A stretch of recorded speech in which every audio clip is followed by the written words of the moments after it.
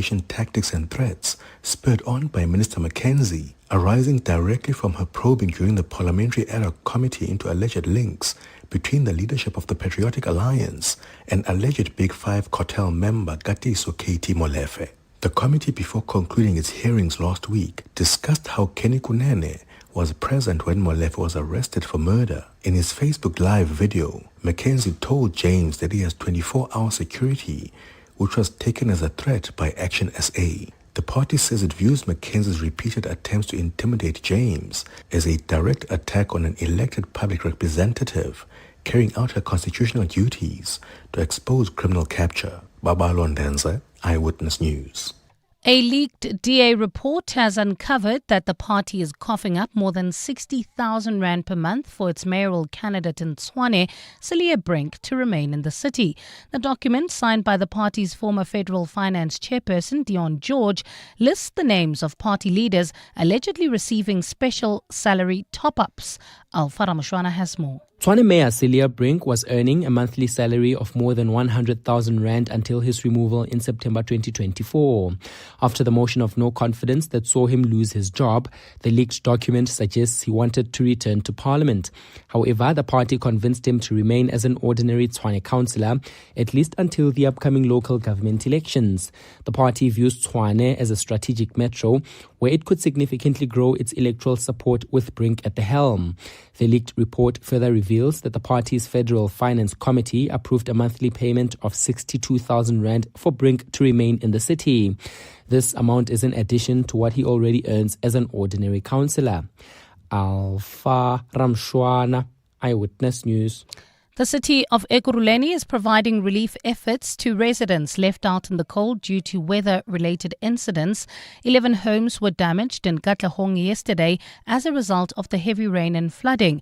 Last night, emergency personnel responded to multiple calls by residents after heavy rains blew off roofs and collapsed some walls. One elderly person was injured and was treated by paramedics on site. The city of Ekurhuleni's Dickie McDonald says emergency services remain on high alert. Our primary focus is ensuring the safety of the residents of Kwanele Extension 2 and providing swift relief to those who have lost their shelter. We urge residents to remain cautious and report further damages to the emergency services immediately. Residents in the affected area or those requiring emergency assistance are encouraged to contact the city's life-threatening center. And the chief of the European Union has called for an immediate end to hostilities in the Middle East. Ursula von der Leyen has described the ongoing conflict as a critical situation for energy supply chains globally. The call comes nearly a month after the US and Israel launched an attack on Iran. This resulted in retaliatory attacks from Iran in the Gulf region, which has affected the movement of fuel supplies. Von der Leyen says the entire globe can feel the knock-on effects on gas and oil prices and says it's important that a solution is found. Well, gold is trading at $4,347.61 an ounce. The rand is at 16.81 to the dollar, 22.69 to the pound, 19.63 to the euro, and Brent crude oil is at $104.13 a barrel. And in the traffic, we've got delays along the M1 South. This is between the Baku interchange and College Drive. There's also queuing traffic reported on the N3 North between the Yelans interchange and the Geldenes turnoff. A cloudy Tuesday in store for Gauteng today with scattered afternoon showers expected. Lows of between 17 and 19 degrees and highs of between 22 and 24. The top story in EWN this hour, Justice Minister Mamoloko Kubai has condemned the killing of a lawyer in the Johannesburg CBD. EWN, in touch, in tune and independent. For the latest, visit ewn.co.za or download the EWN app. You're with Clement Manyathela On 702. Let's Walk the Talk. Streaming on the Prime Media Plus app. DSTV channel 856. 92.7 and 106 FM.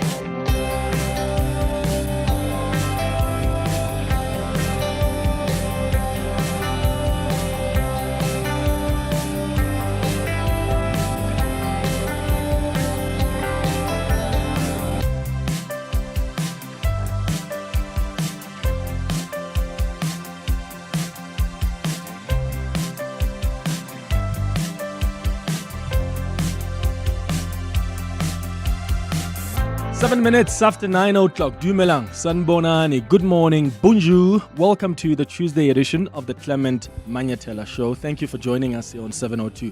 I hope you're good this morning. The 702 open line starts now on 011-883-0702. The WhatsApp line is 072-702-1702. Is U.S. President Donald Trump looking for an exit strategy to this war in Iran? That's the question on my mind after he announced yesterday that the U.S. is postponing military strikes on Iranian power plants. Now remember, he issued a warning a few days ago on social media and said, and I quote, "If Iran doesn't fully open without threat the Strait of Hormuz within 48 hours from this exact point in time, the United States of America will hit and obliterate their various power plants, starting with the biggest one first. Thank you for your attention to this matter, President J. Donald Trump." That's what the president of the U.S. said when he issued the warning a few days ago. And then, just hours before that deadline, he said those attacks on Iranian power plants will be postponed for 5 days. He said on social media that the U.S. and Iran have had good and productive conversations over the past 2 days about a complete and total resolution of hostilities in the Middle East. In fact, this is what he said yesterday. We're dealing with the man who I believe is the most respected and the leader. It's a little tough. We've wiped out everybody. Is that the Supreme Leader? No, not the Supreme Leader. We don't. Well, nobody heard of the second Supreme Leader, the son. Are these direct? Nobody. We have not heard from the son. Every once in a while, you'll see a statement made, but we haven't. We don't know if he's living. We're looking for all of the things that we've been talking about. We want to see no nuclear bomb, no nuclear weapon, not even close to it. Low key on the missiles. We want to see peace in the Middle East. We want the nuclear dust. We're going to want that, and I think we're going to get that. We've agreed to that. Yeah, we've agreed to that. You want the enriched uranium before you can end this. And we want no enrichment, but we also want the enriched uranium.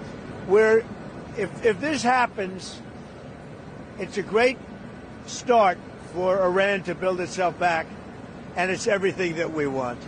And it's also great for Israel, and it's great for the other Middle Eastern countries, Saudi Arabia, UAE, Qatar, all of them, Kuwait and Bahrain in particular. So it's great for all of them.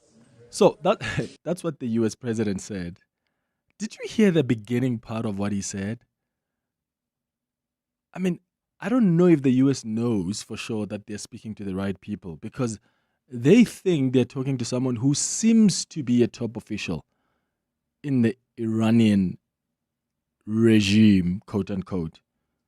But did you hear what he said about who the U.S. believes they're talking to? We're dealing with the man who I believe is... The man who I believe is... Huh? They're not sure. That man could or could not be a top legitimate Iranian official. He says it's a man I believe would be a top Iranian official. That's really fascinating. And then, after what he said yesterday, Iran came out and denied that it's in talks with the U.S. And of course, the Iranian administration could be lying here as part of their negotiating tactic. Or President Donald Trump could also be lying for whatever reason, because that's a part and parcel of war. It's not just about armory and artillery. It's about information. It's about messaging and how you position your messaging that actually makes your country appear as strong. Now, I suspect that the U.S. president is looking for an exit strategy. In fact, I think this could be an acceptance of defeat. Remember, the U.S. was pinning its hopes on regime change. It was a bomb and hope strategy that they seemed to be going with Israel. Fire missiles, kill the Ayatollah, and the Iranians are going to rise up against the regime. But that has not really happened, has it? And now that the strategy didn't work, what's the fallback strategy? Is President Trump now trying to buy time? Does he now realize the economic catastrophe that would ensue globally if the US bombs Iranian power plants. I mean, his comments yesterday briefly sent the price of Brent crude oil benchmark down 13% to back below that $100 a barrel mark. So the risk President Trump runs is that if there's an attack on Iranian power plants, then Iran will retaliate by attacking countries who are supplying US bases across the Gulf region. Will the US be there to protect those countries? So this is a big calculation, and let's hope sanity will prevail over the next 4 days. What do you think is at play here? Do you think President Trump is serious about these intended strikes on Iranian power plants? Or is he looking for an exit strategy that would still position the US as strong? 011-883-0702. Send your WhatsApps on 072-702-1702. Also, have you seen Action SA is raising some concerns about the Democratic Alliance? They're asking questions about additional payments made to some senior DA leaders who also serve in government. So reports have revealed, as you've heard on EWN, that certain DA leaders receive monthly top-up payments from the party on top of their official government salaries. So Action SA has now filed complaints with the Public Protector and Parliament's Ethics Committee. And what the party is alleging is that these payments may not have been properly declared and could be in conflict with the rules governing members of the executive. So the Constitution does state that members of the executive may not undertake other paid work. The complaint, though, argues that these top-ups could fall into that category. So does it mean that you, as a member of the executive, you can't be receiving additional payments from your own political party? That sounds a bit bizarre to me. And I'd like to know what you think.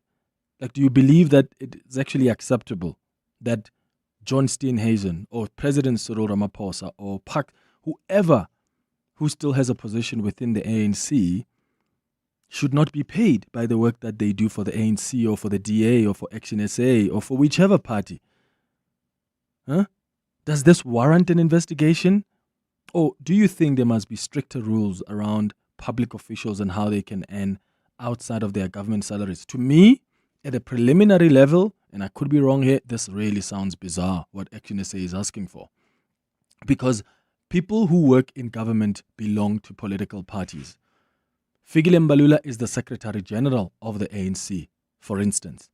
If he gets appointed the Minister of Arts and Culture or Sports or Health, he still remains the Secretary General of the ANC unless the ANC decides that, you know what, we want someone who's going to be permanently at Luthuli House, like they have in the past. You sit here. But if he can do both roles, that has been allowed. I mean, Cyril Ramaphosa is the president of the state and is the president of the ANC. So is the Deputy President Paul Mashatile. Gwede Mantashe, isn't he chair of the ANC? Are you telling me that there's no budget to the chair's office at Luthuli House just because he works for government? It looks a bit bizarre. I don't know if they've got a strong case here, but let me know what you think. You can call us or send us a WhatsApp voice note. At 10 o'clock, we are going to speak to David Smith, who is the bureau chief in Washington, D.C. in America for the Guardian newspaper. I want to get some reaction to this announcement that was made by President Trump around postponing these strikes on power plants in Iran for 5 days until negotiations, quote unquote, are concluded, even though Iran says there are no negotiations. So David Smith will tell us how Republicans or just Washington, D.C. in general is responding to that. And then at 10:30, I want us to have a conversation about the importance of preserving and understanding heritage sites. Because heritage preservation is all about safeguarding and maintaining cultural, historical, natural sites so that they can be passed on to future generations. I mean, we're not only talking physical structures here. So I'm not just talking about monuments or buildings, but just living traditions like your languages, our cultural practices that form part of our society's identity. And I wonder if you still take your children to heritage sites. Do you go yourself? I know our late friend Tsidi was very strict about that. She used to take her nephews and nieces to like the Constitutional Courts, to the Apartheid Museum. She was very intentional about it because she felt the need and the responsibility to educate them. Because in addition to this cultural value we get from these sites, heritage reserves and serves as an important educational resource. So these archives, these monuments, these historical sites act as living records of human experience, and it really allows us as people to learn from the past and apply those lessons to present and future challenges. So that's a conversation I want us to have at 10:30. And then at 11 o'clock, we're going to do our World of Work feature. Today, we're discussing navigating voluntary work. And then 11:30, we do our health and wellness feature. The focus today is on unpacking Andropause. That's the show coming up over the next 3 hours. Clement Manyathela, streaming on the Prime Media Plus app. DSTV channel 856, 92.7 and 106 FM.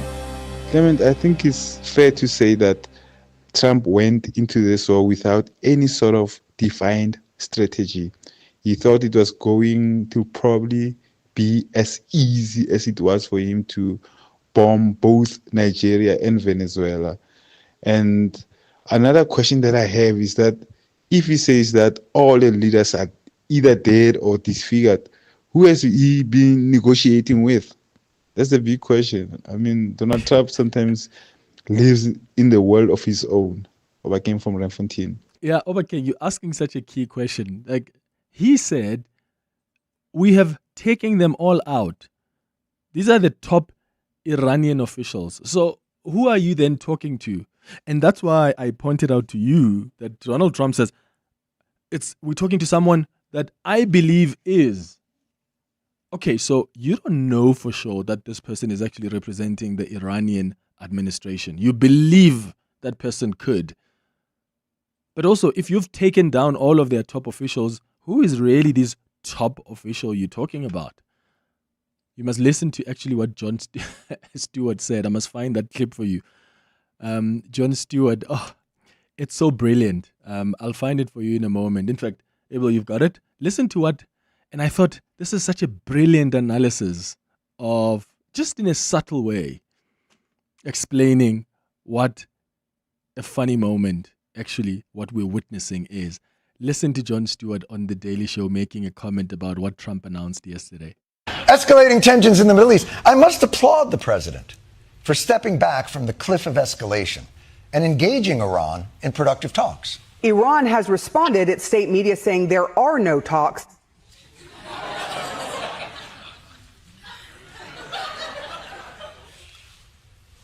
Well, now we're in the uncomfortable position of who to believe.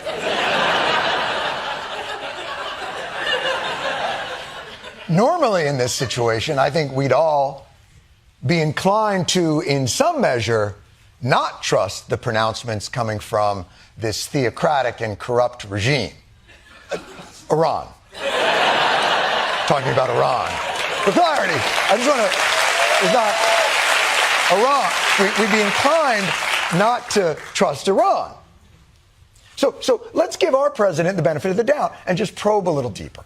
Sir, you say we're having talks with Iran. Who did you talk to? A top person.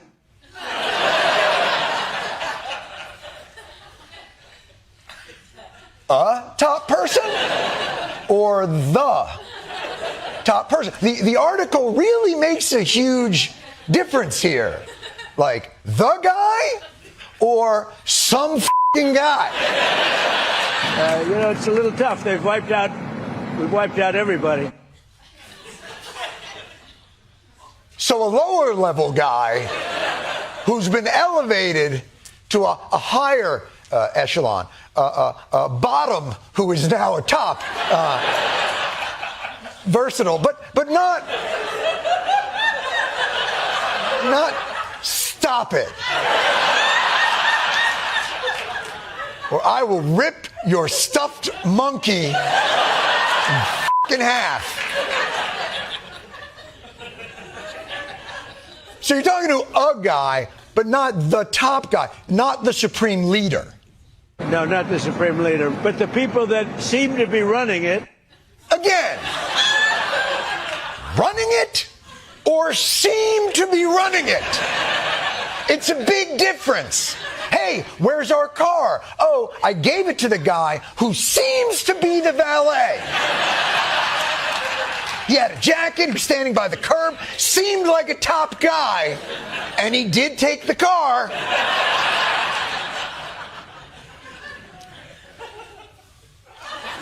What made you think he was the top guy when you had the talks with him? Mr. Witkoff and Mr. Kushner had them. So you didn't even talk to them. Your guys, who quite frankly don't seem like top guys, talk to their seemingly somewhat top guy. Or Jared and Steve. What a brilliant way to put it. Oh, this man is just so brilliant. You can go and watch the full clip. It was on The Daily Show, and I just thought it was so brilliant, just helping you understand just the nuance, the undertones here. It's important to listen to the language. Who are you negotiating with? If America says, oh, it's someone we think or who seems to be the top official, what do you mean? You're not sure? But also, you've killed all of them, remember? So who exactly are you talking to? It's like when Donald Trump announced last year, we've obliterated their attempts to build nuclear. They will never build it again. Remember the 12-day war in Iran? That's what Donald Trump said. We've obliterated their infrastructure. And yet this year, they go and bomb Iran because they said there was an imminent threat. How? You've obliterated their infrastructure. You said they will never be able to even build a nuclear weapon ever again or attempt to. Oh, it is so confusing. Sebastian, you're calling us from El Dorado Park. What are your thoughts? Good morning. Good morning, Clement. Donald Trump, on a tweet this morning, I read a tweet on Facebook that he said he had spoken to Jesus and Jesus' father is very happy that he's keeping America safe, and he's doing a great job. So I don't know, by speaking to Jesus, what does this man mean? Is God condoning this war and the killing of people? Because he says the Lord said he's doing a great job, and I was just like, really, on his Truth Social page, Donald Trump is not all there, Clement. I'm not sure whether he's got his faculties right. Seriously, the things and I'm scared of him. You know, the things he says sometimes just they don't make sense. You know. Somebody, once upon a time, this person is a great guy. As soon as somebody goes against him, they're no longer a great guy. They You can't. Or they change. In fact, he was close to Tucker Carlson. In fact, Tucker Carlson went to see him several times before this new wave of war in Iran. And Tucker Carlson was trying to get the president, please, don't go to war. And as soon as Tucker Carlson started speaking out against the decision of the president to go to war, and then the president started really saying weird things about Tucker Carlson. When Joe Kent, who's the director of counterterrorism, I mean, that's the guy with probably one of the highest security clearances. When he comes out and says, I'm resigning because I can't justify this war in Iran, there was never an imminent threat, the president then says, oh, he was weak anyway. Really? So anybody who disagrees with you is a problem. Eunice, you're in Killarney. Hi. Hi there, Clement. Clement, the question we need to ask is, can this man Trump be trusted? Because prior to this war, when they had talks in Oman, you would recall he said that talks are going very well with the Iranians. And 2 days later, he bombs Iran.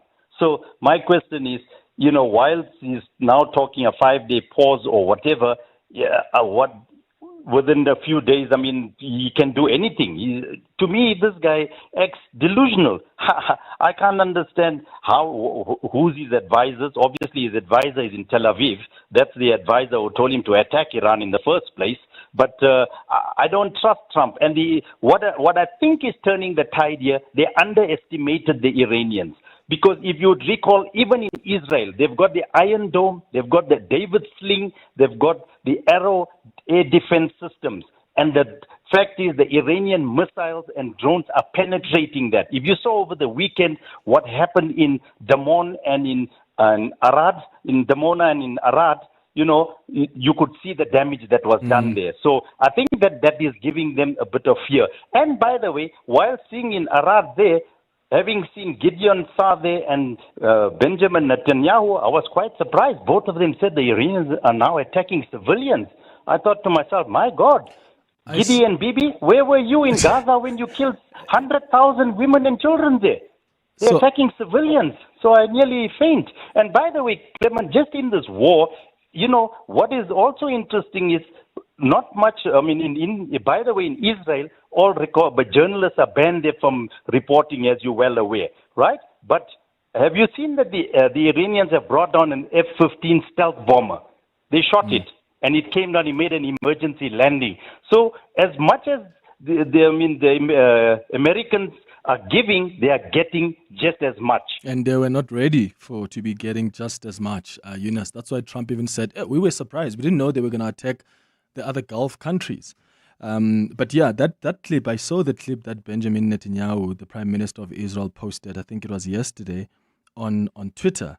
And he said Iran has proven again that it is the enemy of civilization and a danger to the free world, targeting children and families and the elderly with missiles. I read that and I was like, no ways. The irony there, is it really lost? This man wants to talk about Iran targeting children, families. Does he know what Israel has done in Gaza? And of course, that is completely unacceptable, to be targeting civilians. Of course it is. But when everybody was telling Israel, what did they say? They had justifications for that, didn't they?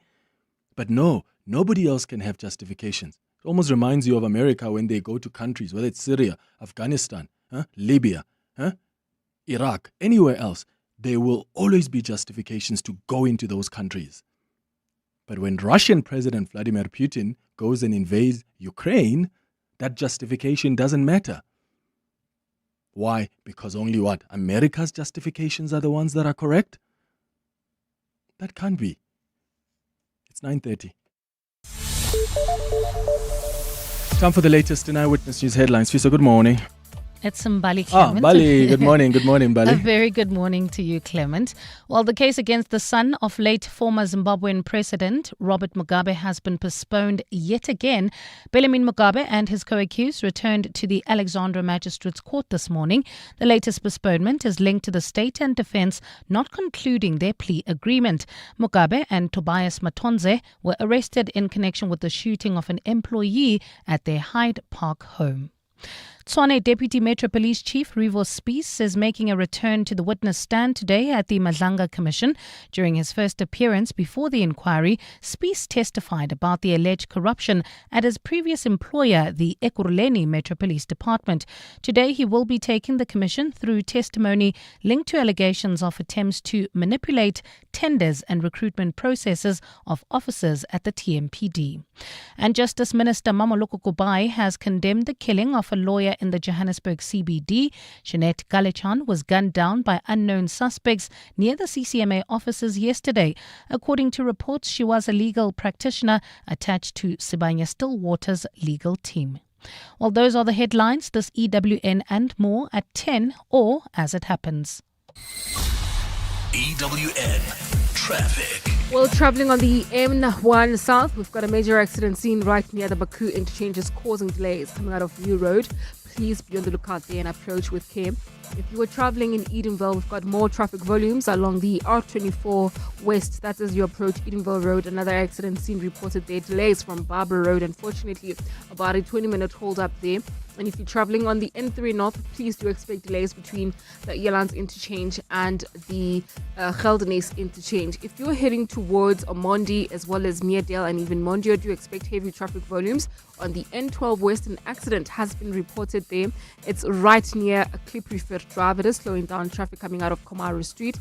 please be on the lookout there. If you want to avoid the scene, you can still use the M1 South through areas like Omondi as well as Southgate. Otherwise, heading towards Florida, we've got roadworks taking place on the N1 North. They are right between Albertina Sisulu Road and the N17 off-ramp.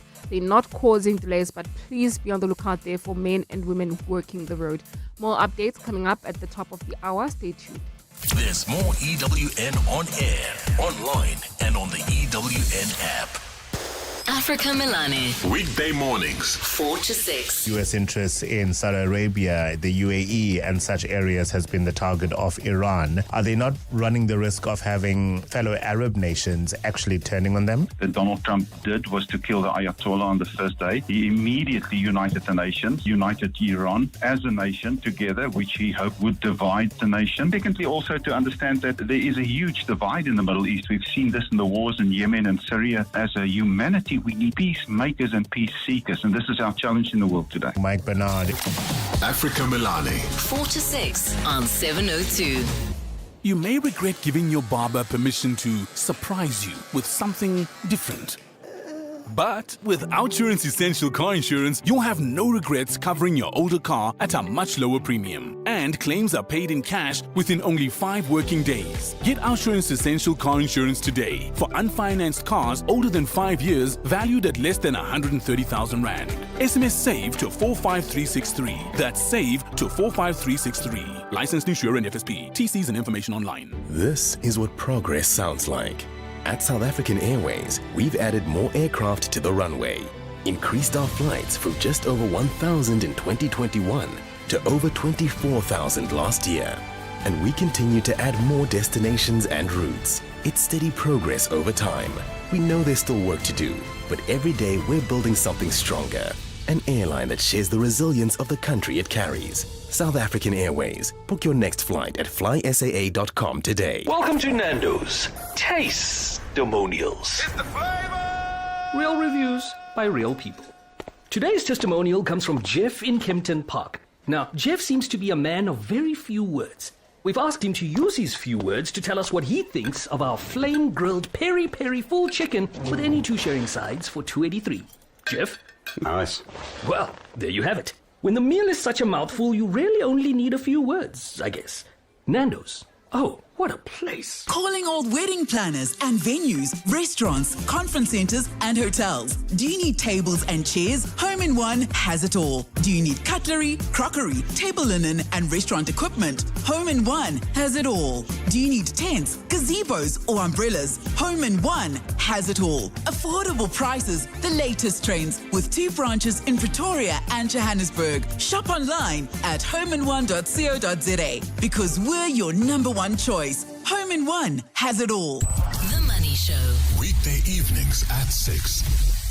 You have Trump suddenly, out of nowhere, saying, well, he's called off the attacks on Iran's energy infrastructure for 5 days. If there is an outbreak of peace, say before the end of the week, do markets go back to what they were before? So there has been significant damage to oil infrastructure, especially gas infrastructure in the region. Countries like Kuwait have started shutting their wells because obviously they can't do anything with the oil they're producing, and that process apparently takes quite a while to restart. Isaac Odendaal, investment strategist. The Money Show on 702. Let's walk the talk. The Money Show with Stephen Curtis is brought to you by Absa Islamic Business Bank, celebrating 20 years of banking that honors your values. Your story matters. Absa is a registered FSP. Your voice. Your station. Your open line. Walk the talk with Clement Manyathela on 702. 24 minutes before 10 o'clock. This is the 702 open line. We're taking your calls on 011-883-0702. I've been asking you about Donald Trump's announcement yesterday, the president of the U.S., that they're postponing these airstrikes on Iran's power plants. And I think the U.S. president knows the kind of economic catastrophe that is going to ensue should they target those that important energy infrastructure.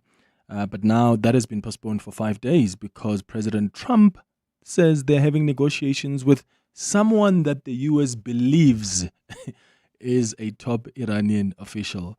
I've been asking you about that. Also, Action SA raising concerns about DA ministers who work in government and still get paid by the party? That's a bit bizarre to me, because people who work in government still work for their organizations. So if you're a DA minister, you're still a DA leader. So you still have responsibilities. So the party needs to remunerate you for working for the organization. But the Action SA seems to believe that that is against the law. Mkolisi, what do you want to say about that? You're calling us from Pretoria. Good morning. Yes, morning, man. Look, I suspect that the what we call Action SA people may have a point.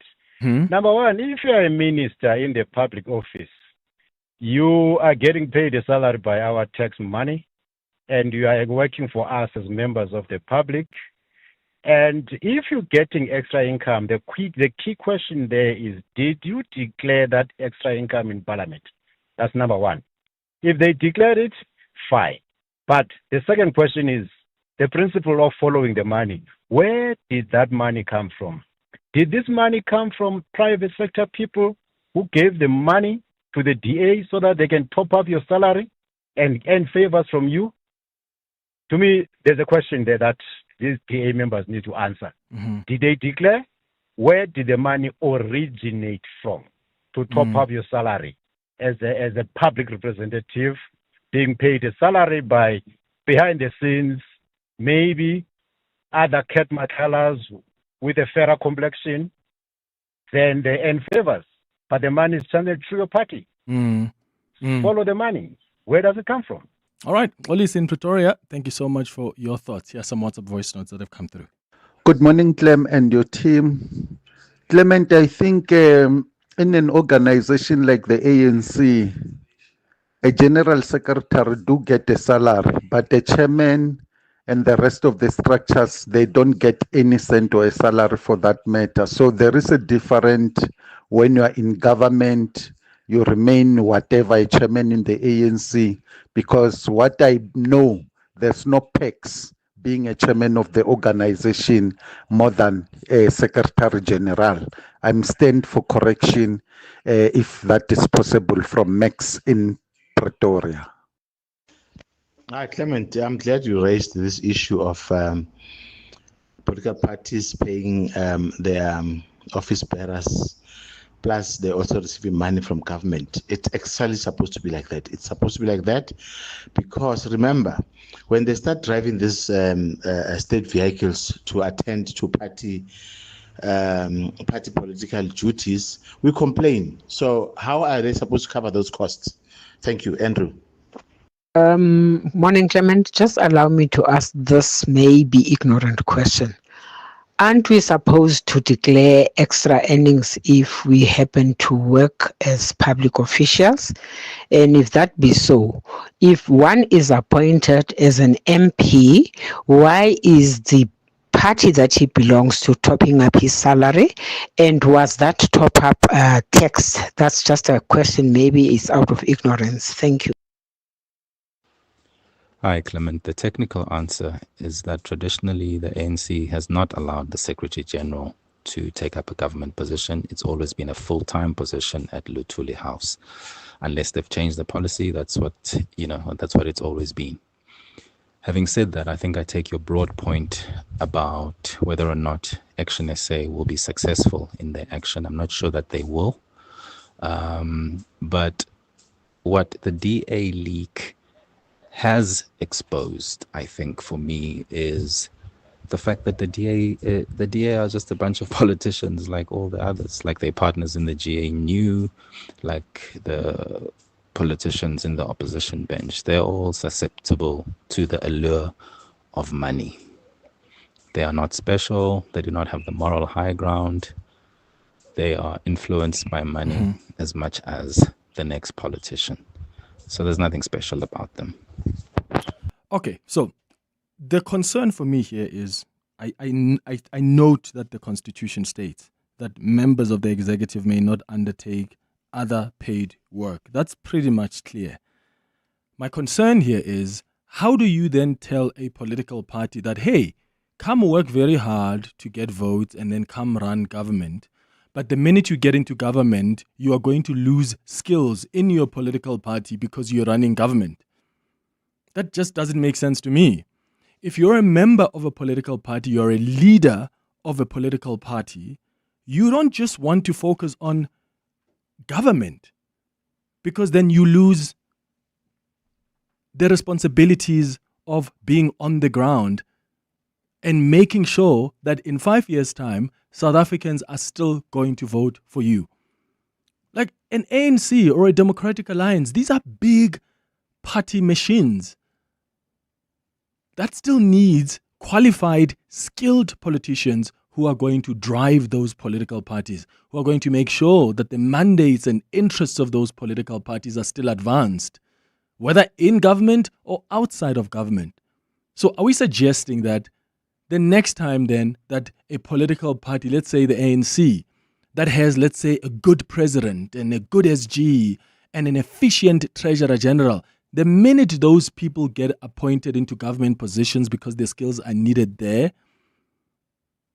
then the ANC then loses their skills, or the DA then loses their skills. It's like come on, Jordan Hill Lewis.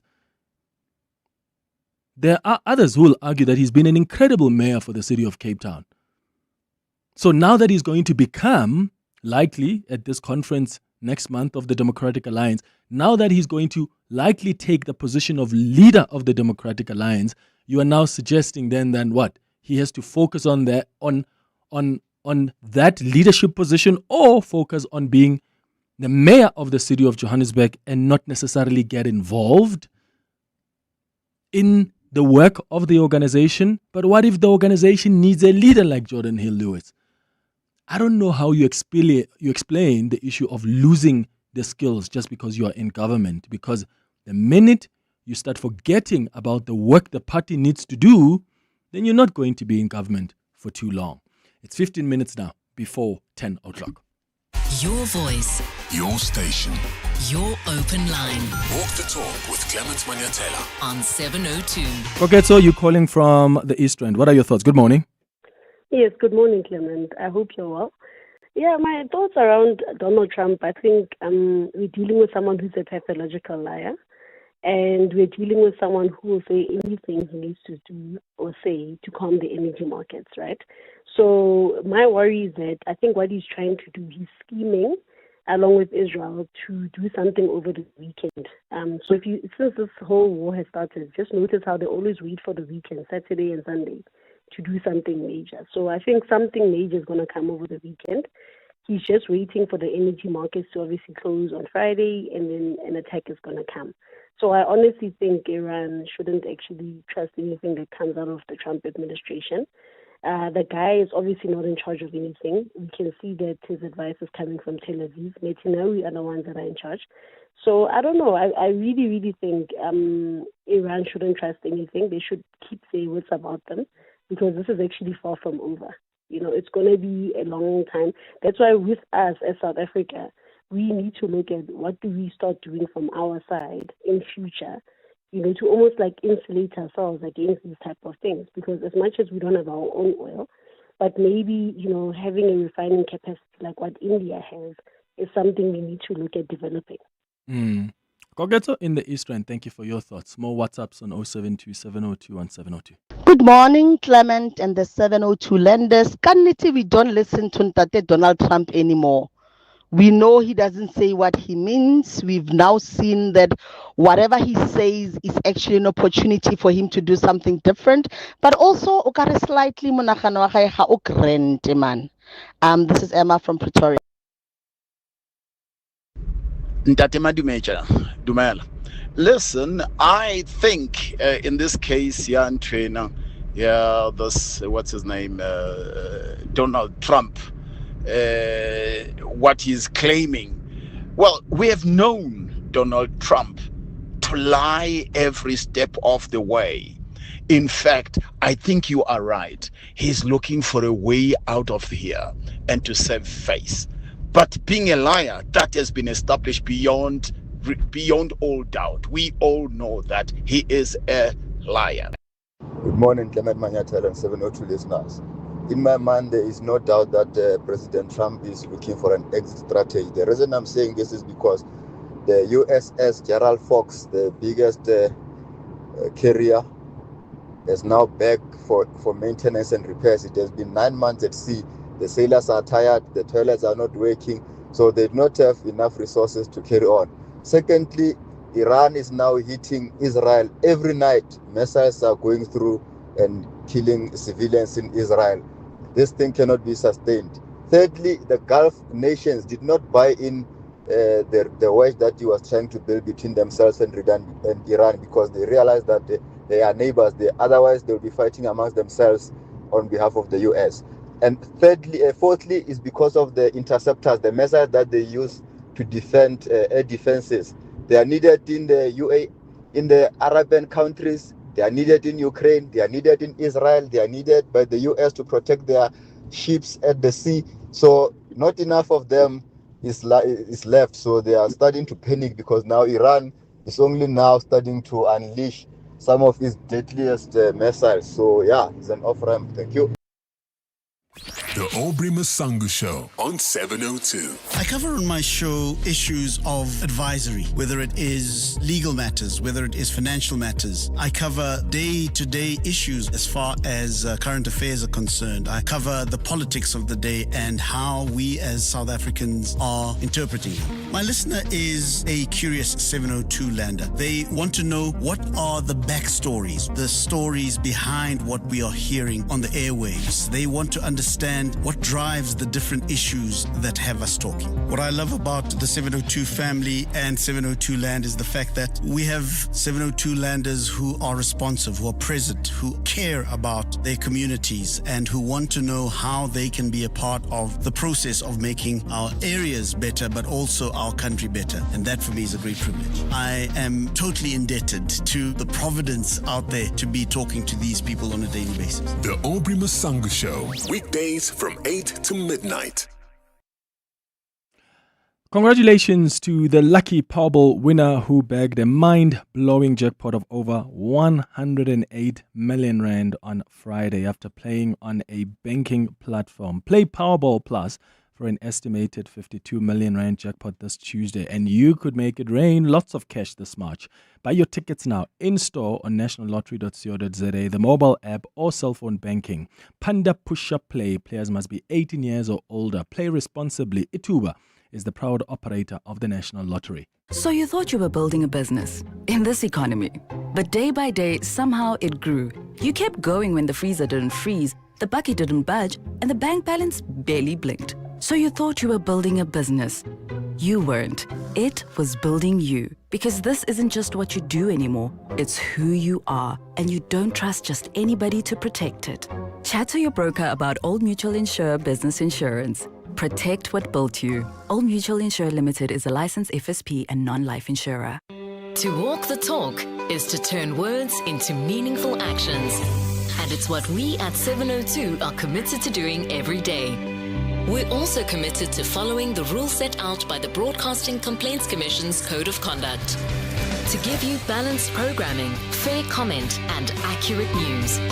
But if we stumble along the way and you feel we're not living up to the code, let us know on comment@702.co.za.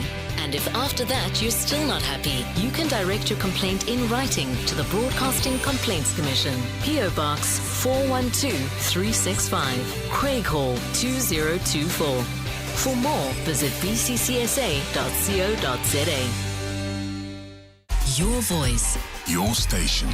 Your open line. Walk the talk with Clement Manyathela on 702.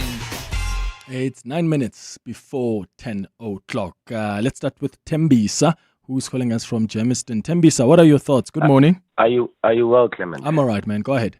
No, we're good. Look, the difference between what's happening in the DA and what happens in the ANC is that in the ANC, when you join voluntarily and you join to be a volunteer.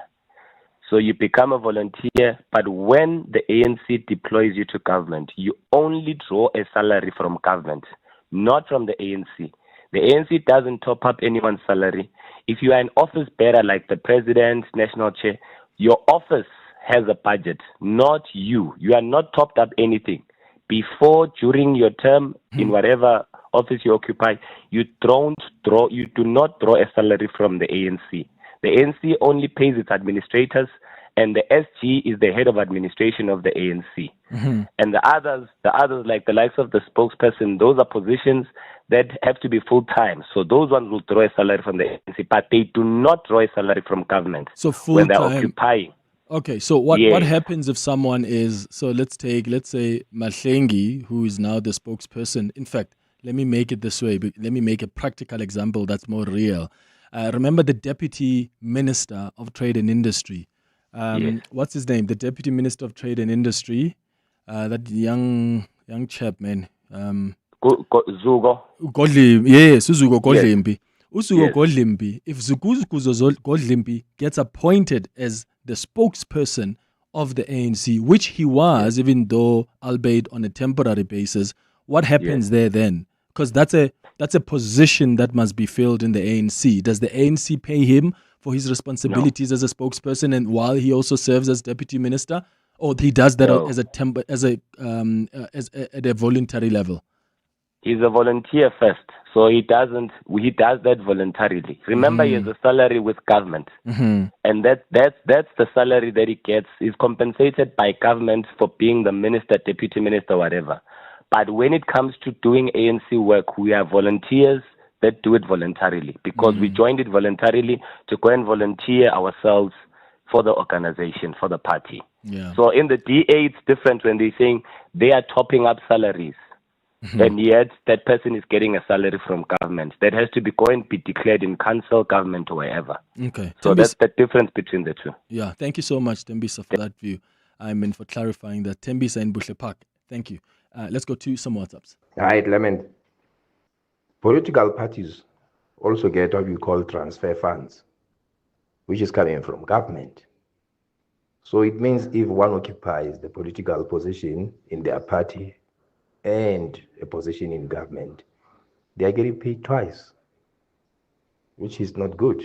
So Action SA is right. Morning, Clement. I think somehow we are missing the point, Clement. The question is, did they declare?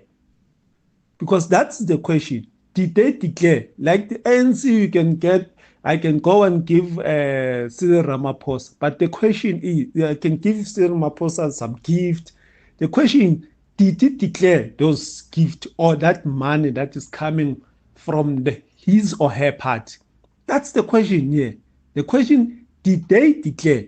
Did the DA MPs declare that they are getting some source of money from the DA? Yes, the Constitution is saying what you are saying now, and people are working hard for their constitution, for their parties. But the question is, did they declare? That is the real question. Your voice. Your station. Your open line. Walk the talk with Clement Manyathela on 702. Morning, Clement. This is Ncedisi here. Yeah, on the issue of Trump now saying he's in talks with the Iranian government, I think it's propaganda, Clement, because Trump projected power by giving Iran 48 hours. I mean, that is the delusion that Trump has, that, I'm giving you 48 hours to do this, and like a country at war with you is just going to comply. So when he realized that they are not going to comply and they would actually retaliate, he's now projecting as if they came begging. I don't think that ever happened. I think it's just Donald Trump showing how much he's out of touch with anything happening in that war. Morning, Trump. Mark my words. I don't think this war is going to drag on after the end of next month, by the end of April, because the cost, not just financial, the political cost to the Trump administration is going to be critically significant. If you recall, America is heading towards the midterms, and if should the Republicans lose a lot in the midterms, there could be moves to impeach Trump. He has said it himself that they will find something to impeach him on. So he cannot risk continuing and further escalation of this war. I mean, look at Israel now, going to bomb those energy infrastructure. Israel is just, I don't know if they've got something on America. Prince, Bedford View. Morning, Clement. Yeah, we're talking about Iran and the US. And Iran said the US didn't negotiate with them. And they are quite correct. A person who's negotiating with them is not a White House official. Kushner is Trump's son-in-law, but he is not a senator or a White House official, and he's negotiating with them.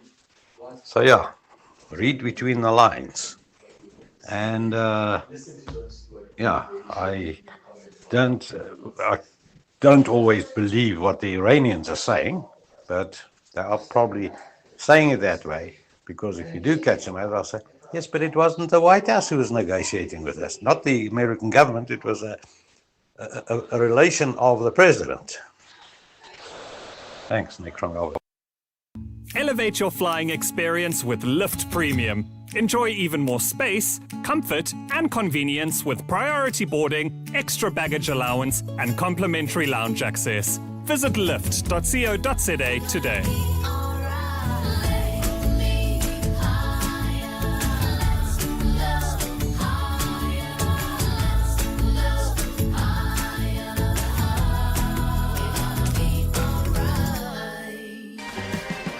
Doff? How's it, Savvy? Why are you sitting in your driveway all by your lonesome, Doff? Selling my car, Sav. I don't trust the internet. I like to wheel and deal my own wheels. That's how you make way more, Sav. Okay, so where's your car now, Doff? Potential buyers took it for a test drive. When did they take it for a test drive, Doff? 3 days ago. Should have sold it to We Buy Cars, Doff. Yeah, Savvy. Don't be doff, be savvy. We Buy Cars, geared for a fast, safe sale, geared for you. To live wealthier, you need to be able to grow your assets. At Standard Bank Private, you get a team of internationally acclaimed financial experts to advise you on local and global investment strategies. Plus, being with a leader in home loans, you can start expanding your property portfolio. So, come live wealthier with Africa's best private bank. Apply online at standardbank.co.za.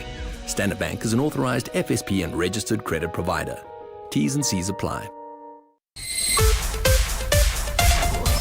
This is EWN. Good morning, I'm Bali Dlamini. The case against the son of late former Zimbabwean President Robert Mugabe has been postponed yet again. Bellarmine Mugabe and his co-accused Tobias Matonze briefly returned to the Alexandra Magistrates Court this morning. The latest postponement is linked to the state and defence not being able to conclude their plea agreement. The pair are facing 7 charges, including contravening the Immigration Act, attempted murder, defeating the ends of justice, and the illegal possession of a firearm. They were arrested last month in connection with the shooting of an employee at their Hyde Park home. Defence lawyer Sinenhlanhla Mnguni. I think necessarily unhappy. I just think we haven't found each other as much as we would have liked at this point. I know that you said that yet another postponement, but I think you would have noted from the words of the magistrate that they have marked this as a final postponement for the parties to obviously finalise their negotiations, but also for the state to conclude its negotiations. We've always conducted ourselves and in good faith. Tshwane Deputy Metro Police Chief Revo Spies is back before the Madlanga Commission of Inquiry today. During his first appearance, Spies testified about the alleged corruption at his previous employer, the Ekurhuleni Metro Police Department. Today, he will be taking the commission through testimony linked to allegations of attempts to manipulate tenders and recruitment processes of officers at the TMPD. The commission has previously heard Spies cancelled a dubious security tender at the TMPD, which was awarded to a company linked to a Gauteng taxi boss. Spies began his testimony this morning by explaining his responsibilities at the TMPD. My main functions and responsibilities is to exercise control over this division, and in this division itself I am accountable for the physical security and technical systems, the operational support around the technical systems and the physical security, and then physical guard services. Justice Minister Mameloko Kubai has condemned the killing of a lawyer in the Johannesburg CBD. Shanette Galechan was gunned down by unknown suspects near the CCMA offices yesterday. According to reports, she was a legal practitioner attached to Sibanye Stillwater's legal team. It's understood she was working on a labour dispute on behalf of the company at the time of her death. Police have now launched an investigation into her killing, with no arrest being made so far. Kubai says violence can never be accepted as a means of resolving disputes. Her spokesperson, Terence Menasse. She describes the incident as a serious attack on the rule of law and emphasizes that violence is not an acceptable means of resolving disputes. The minister urges all citizens to rely on legal processes to resolve disputes. She has called for a swift and thorough investigation to ensure accountability. Trade union COSATU has called on government to urgently intervene and act ahead of the fuel hike next month. The Central Energy Fund says petrol could increase by 5 rand a litre with a fuel levy of 8 cents, while diesel may skyrocket by 8 rand with a 9 cents fuel levy. The Road Accident Fund levy will add a further 7 cents per litre come the 1st of April. COSATU's Matthew Parks says the fuel levies should be the first to go. The first immediate thing government could do, like it had done during 3 years ago when the war in Ukraine started, we had a similar, albeit smaller increase of about 3 rand a litre, is to reduce the fuel taxes and levies, which consume about a third of the fuel price. Parks is calling on government to activate the 32 billion rand disaster reserves to alleviate pressure on consumers. Most workers will spend about 40% of their salary just to get to work, and to increase that to 60%, that's just going to be a blow we can't sustain. And an investigation is underway into the cause of a Colombian Air Force plane crash. The crash in the south of the country left 8 people dead. According to reports, there were 114 Army personnel on board, as well as 11 crew members. Officials say the injured are being treated in hospital for various scales of injuries. The plane, a US-made C-130 Hercules, is used for transporting troops. Gold is trading at $4,347.64 an ounce. The rand is at 16.84 to the dollar, 22.70 to the pound, 19.63 to the euro, and Brent crude oil is at $104.17 a barrel. And in the traffic, we've got delays on the R24 West. This is due to an accident right near Edenville Road. It's still causing heavy delays coming out of Barbara Road. And if you're traveling towards areas like Omondi as well as Soweto, do expect heavy traffic volumes along the N12 West. This is between Komaru Street and Kliprivier Drive. That's due to an accident. A cloudy Tuesday in store for Gauteng today, with scattered afternoon showers expected. Temperatures peaking at highs of between 22 and 24 degrees. The top story in EWN, the case against the son of late former Zimbabwean President Robert Mugabe, has been postponed yet again. EWN, in touch, in tune, and independent. For the latest, visit ewn.co.za or download the EWN app. You're with Clement Manyathela On 702. Let's Walk the Talk, streaming on the Prime Media Plus app, DSTV channel 856, 92.7 and 106 FM.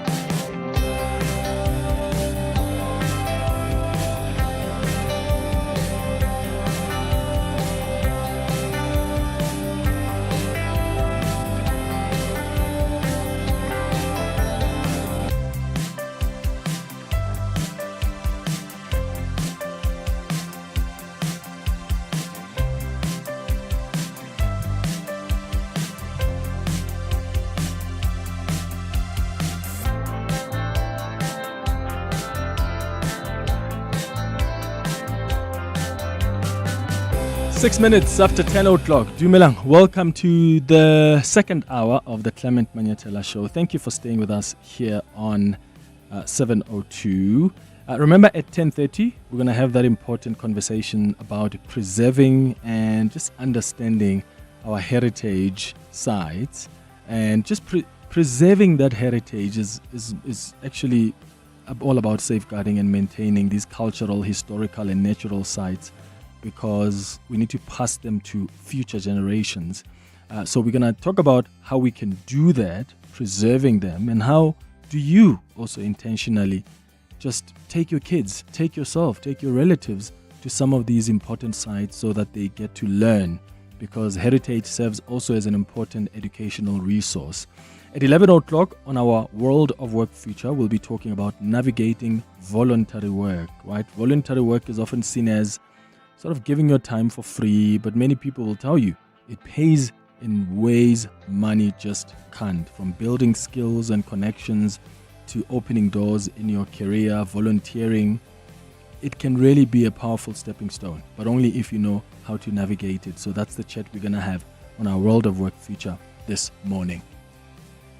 You're with Clement Manyathela. 702. But right now, we start our conversation with David Smith, who is the Washington bureau chief for The Guardian newspaper, who speaks to us now about that decision that Donald Trump, the president of the U.S., made to suspend these strikes on Iran's power plants.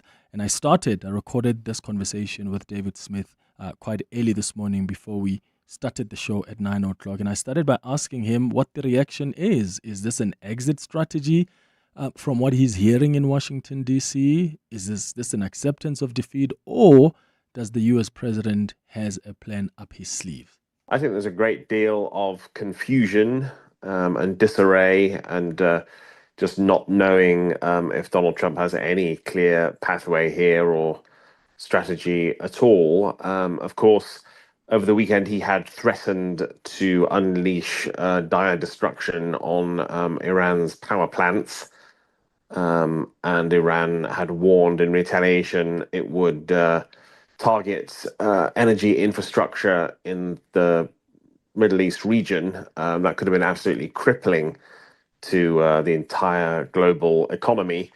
And so suddenly on Monday, Trump did back away from that and claim that there'd actually been talks underway for a couple of days with Iran, and they were making good progress. They were hoping to make a deal.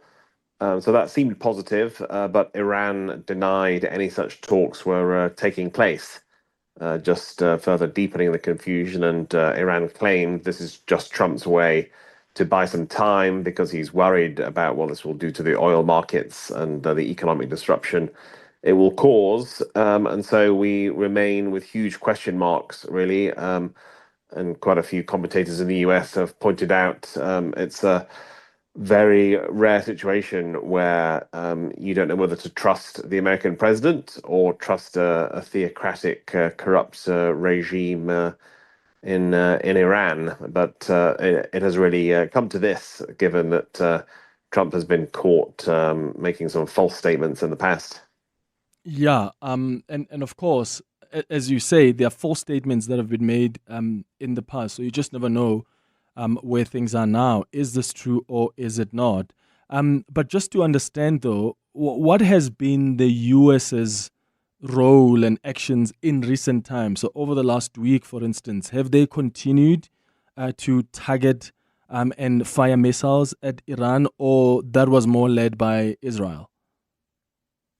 Oh, yes, the US is still very heavily involved in the military operation, and Defense Secretary Pete Hegseth said on Thursday that would be the biggest package yet of military ordnance and missiles. And I think in the days since, they kept up that pace. Certainly, Israel is very heavily involved as well, and said it launched a wide-scale strikes on Iran on Monday morning. And of course, Iran is firing back and launched some missiles at the United Arab Emirates and Saudi Arabia, and has targeted Israel itself. And so while Trump waffles about diplomacy and talks and supposedly trying for a deal, the war continues to rage, and the very few journalists who've been able to get on the ground in Iran do describe scenes of devastation with many innocent civilians killed. There's been estimates of at least 1,400 deaths in Iran. Buildings that have nothing to do with the war being flattened, and a scene of destruction there. And I think there's great concern. How does the US extricate itself from this conflict, given that Iran has blockaded the Strait of Hormuz, and that means oil shipping can't get out, and that has big implications for energy markets. Yeah. And I wonder if President Donald Trump feels like he's now caught between a rock and a hard place, because speaking of the Strait of Hormuz, it's almost like he tried to get the even NATO partners or European partners to assist. Many of them have said, we're not getting involved in that. And now it's almost like, he's now pushed to the negotiating table because there are people that he thought were going to assist that have not come through to the party. Yes, he really did seem to have this assumption that all the Western allies would come running. And of course, when they said thanks but no thanks, this is not our war and our populations have no interest in this, Trump lashed out and described them as cowards, and said NATO is a paper tiger, and it's really sour relations with, for example, Keir Starmer, the British leader. And yes, it does leave Trump in this dilemma now. He can walk away tomorrow and try to declare victory, but that will ring rather hollow with the Iranian regime still very much in place and the Strait of Hormuz still blockaded. Or he has to intensify, and he has sent thousands of Marines into the region. There's certainly a lot of speculation that some sort of military offensive, maybe around the island of Hague, is planned. We could see American boots on the ground. And the Treasury Secretary, Scott Bessent, just on Sunday described this as escalating in order to de-escalate. As you can imagine, got some criticism for that. So, yes, between a rock and a hard place, and no obvious way out. And I think one of the theories here is that Trump enjoyed a lot of success bombing Iran last year and capturing the leader of Venezuela, and got carried away thinking he was invincible. But this particular issue is much more complicated. Yeah. From the beginning, David, the intention was regime change. Israel was very clear about it. Donald Trump, when he announced that they had struck Iran, he called on the people of Iran to rise up against the regime. And in fact, when I was listening to that interview that the former director of counterterrorism Center, Joe Kent, did with Tucker Carlson, he indicated there that if you kill, for instance, the religious leader, the Ayatollah, the regime survives. And it looks like this was a miscalculation from Israel and US's strategy. They thought, let's strike and then let's get the people to rise up. But we haven't really seen any protests calling for regime change, have we? No, almost none. I believe in Iran, although information is hard to come by, but basically people have been told if they protest, they will be arrested or killed. It's still extremely difficult to express political voice in that way. And yes, there are slightly divergent goals here, and I think Benjamin Netanyahu of Israel is totally committed to regime change. I think Trump and the US probably saw it as a bonus. And in those opening remarks on the first day of the war, Trump did suggest this was a historic opportunity for the people to rise up. And I think both of them probably did, yes, make a miscalculation, assuming that would be easier than it actually is. We've heard rhetoric from Trump talking about, we've taken out the top leaders and then the tier below that and the tier below that, and implying that counts as some sort of regime change. But in reality, that regime is still in place despite having lost numerous personnel. And they're determined to fight on, to not give in. For them, victory is purely survival. If the regime is still in place, then the Iranians will feel that they've won. And it may be the case that the US has to give up on that goal.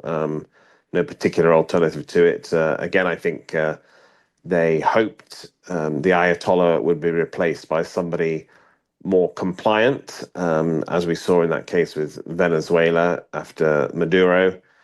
And yet, in fact, it was the Ayatollah's son who was described as even more of a hardliner, just a bit, several decades younger.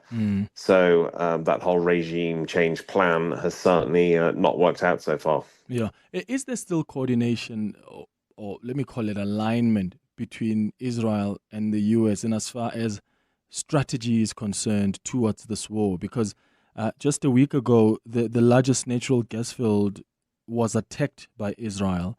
That's the South Pass gas field, which is shared by Iran and Qatar. And President Trump said that they knew nothing about this attack by Israel and made an assurance that no more attacks will be made by Israel on this important infrastructure. I mean, this for me was quite an interesting response from Donald Trump, and sort of gave you a sense of how he seemed to disagree with the action by Israel on that important energy infrastructure, because my understanding was that he made it clear energy infrastructure is a no-go zone.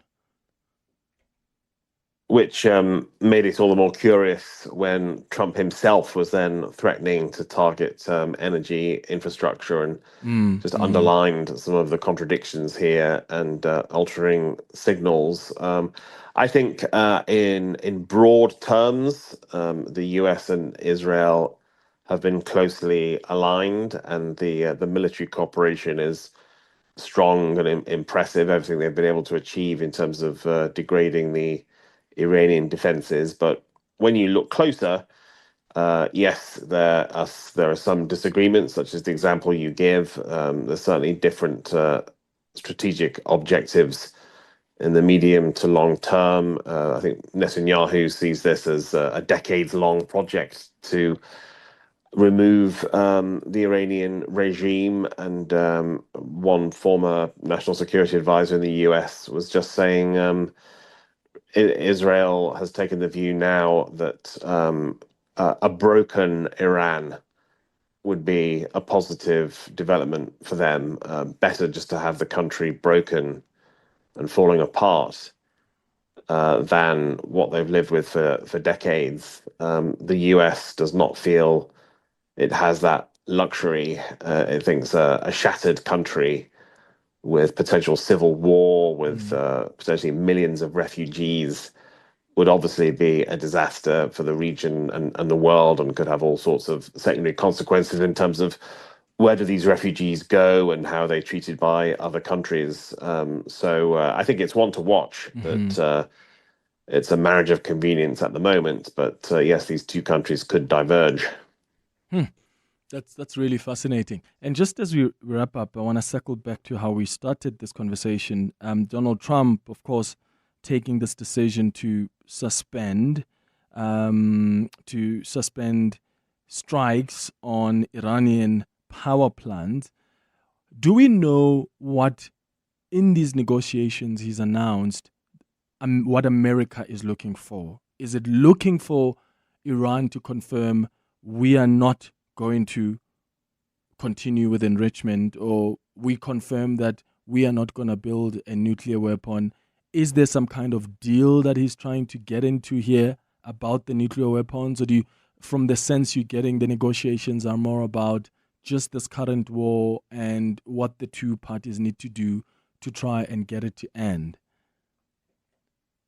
Yeah, I mean, his comments to reporters on Monday were somewhat confusing, and he declined to say exactly who he's been talking to.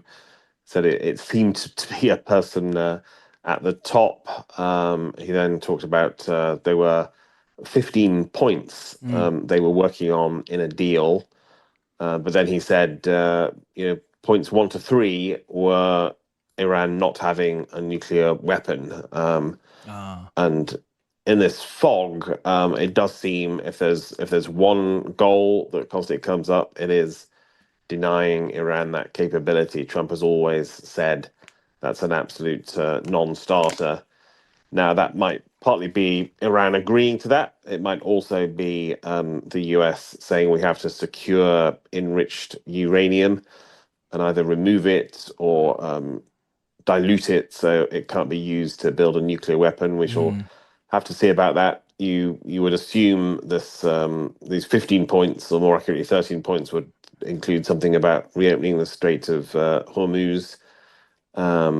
So in the past, the US has also talked about ending Iran's support for terrorist proxy groups in the region. But ultimately, we don't entirely know, and we don't know who it was talking to. There's one report suggesting it was the Speaker of the Iranian Parliament, although he seemed to deny that. And I think many people think it's more likely its intermediaries here, maybe not Trump himself, but interlocutors from Turkey, Egypt, and Pakistan passing messages between the two countries. Mm-hmm.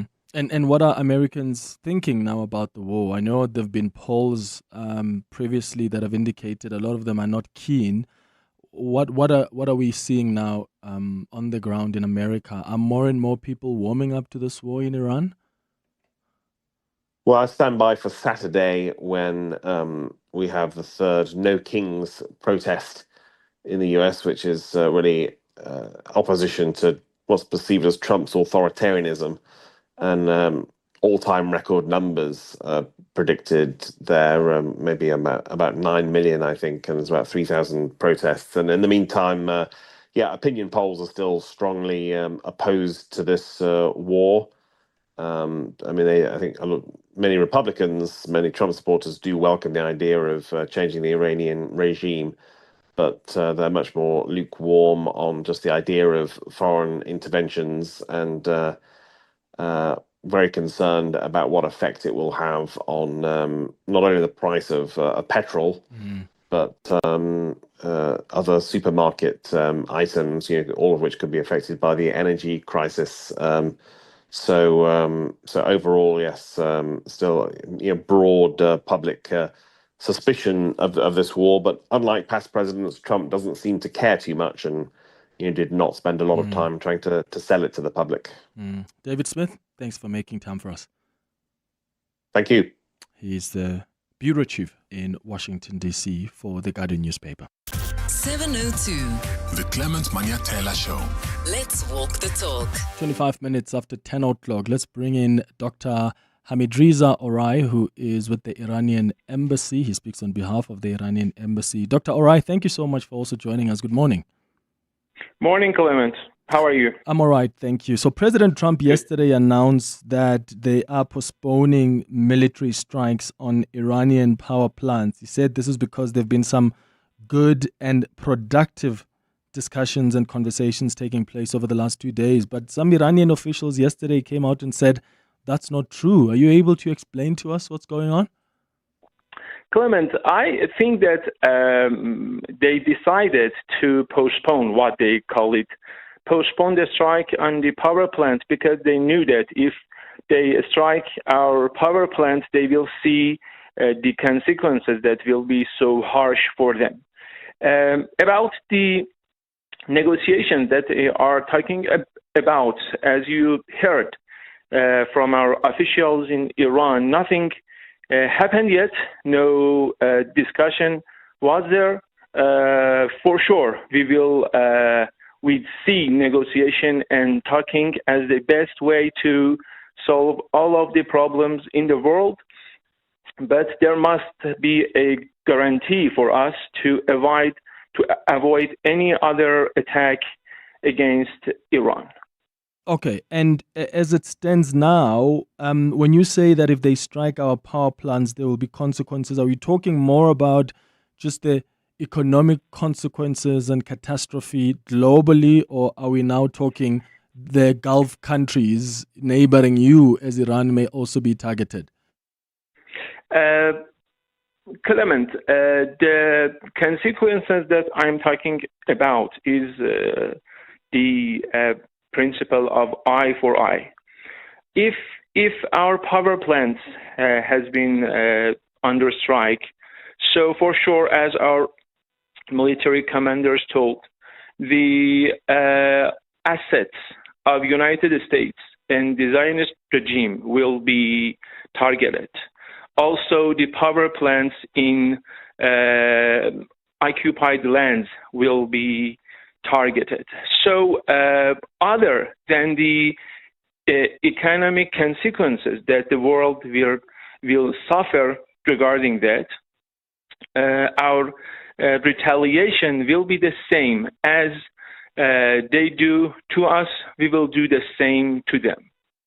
But then how would you do to them? Because I imagine you wouldn't go and attack America's power plants. You would need to maybe attack, I don't know, countries that are offering we have Israel. The bases. Oh, there's Israel. So then the attack would go via Israel. But what about the countries in the Gulf? Because that's been a concern. And I know the officials in your administration previously said we will not be targeting our neighbors anymore. So if Donald Trump, the president of the U.S., moves on these attacks after 5 days, if, God forbid, there's no agreement, will you target the neighboring countries, especially the ones that are offering U.S. bases?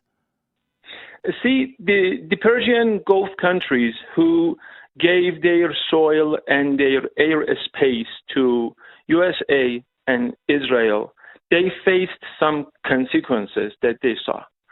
The military bases, the assets, and the hideouts of the U.S. regime and the Zionist regime will be our legitimate targets. Okay, got you. Dr. Hamid Reza Orai, Iranian embassy spokesperson here in South Africa. Thank you so much for making time for us. As you hear there, they're not confirming the talks with the U.S. administration, and it could very well be their tactic. Maybe there are talks taking place. As I said earlier on the open line, war is not just about artillery, armory. It's also about information. It's also about how you position yourself in public, because you want to come across as a country of strength. Is that what Iran is saying here, is doing here by denying these talks? Is that what America is doing by confirming that there are these talks that are currently underway? Well, I guess we'll find out over the next 4 days. It's taking us to 10:30 now. Let's get the latest in Eyewitness News headlines. Mbali, hi. Thanks, Clement. Good morning. No plea deal has been reached between the state and the defense in the case against Bellarmine Mugabe and his co-accused. The son of late former Zimbabwean President Robert Mugabe and Tobias Matonze returned to the Alexandra Magistrates Court this morning. The matter was postponed to April the 17th for further investigations. Mugabe and Matonze were arrested in connection with the shooting of an employee at their Hyde Park home last month. Tshwane Deputy Metro Police Chief Rivo Spies is back before the Madlanga Commission of Inquiry today. During his first appearance, Spies testified about the alleged corruption at his previous employer, which was the Ekurhuleni Metro Police Department. Today, he will be taking the Commission through his testimony linked to allegations of attempts to manipulate tenders and recruitment processes of officers at TMPD. While in the U.S., a jury has ordered Bill Cosby to pay over $19 million in damages to a former waitress. This after it found that Cosby drugged and sexually assaulted her more than 5 decades ago. Donna Motzinger said that the former star gave her wine and a pill that left her incapacitated in 1972. Well, those are the headlines. This EWN and more at 11 or as it happens. EWN Traffic. Traveling on the R24 West, we've got delays between the Barber Road exit and Edenville Road. That's due to a major accident scene. Please be on the lookout there. And if you're traveling on the N3 North, queuing traffic between the Elands interchange and the Geldenes interchange. If you're leaving or heading towards Boksburg, do expect delays on the N17 East. This is between the Osborne Road exit and the R21. That's due to roadworks that are taking place along this route. Please be on the lookout there and drive with care. In the city of Tshwane, we're still seeing queuing traffic on the R80 South approaching the Hairpin Bend. Do you expect about a 15-minute hold up there, also due to roadworks? More updates coming up. Do stay tuned. There's more EWN on air, online, and on the EWN app. Aubrey Masango. Weekday evenings, 8 to midnight. You remember that just a few weeks ago with the Addington Primary School situation, there were people that were being provocative, sending and making videos suggesting that South Africa should live under a Nigerian president. And to the credit of some Nigerians living in South Africa who said, but this is wrong. Can't have a situation where you keep provoking South Africans in this way. Because at some level, we do need to think about the fact that there are people who just like to see Aubrey Masango. 8 to midnight on 702. 702. Don't miss the 8th Annual Human Rights Festival at Constitution Hill from 26 to 29 March. We're bringing together social justice organizations, artists, and the community for 4 days of impact and inspiration. Join us for dialogues, exhibitions, Kiddies Village, the Book Fair, Film Festival, a music element with Friends of Blanco, 1,000 Drums in Solidarity, Gauteng Curator Makers Market, more music, and the We the People Walk and Fit City Run. Visit www.humanrightsfestival.co.za for more information. Okay, truck 7, that has 0 warning lights. Truck 8, it's just been serviced. I guess we're running like a well-oiled machine. Where would I be without My Way's comprehensive cover for my vans and trucks? Plus, cover for my customers' orders with goods and transit insurance. I guess we'll never know. Visit myway.co.za or dial 0860 64 64 64 and get a quote today. My Way is a licensed non-life insurer and FSP. T's, C's and standard rates apply. My Way. Live your way.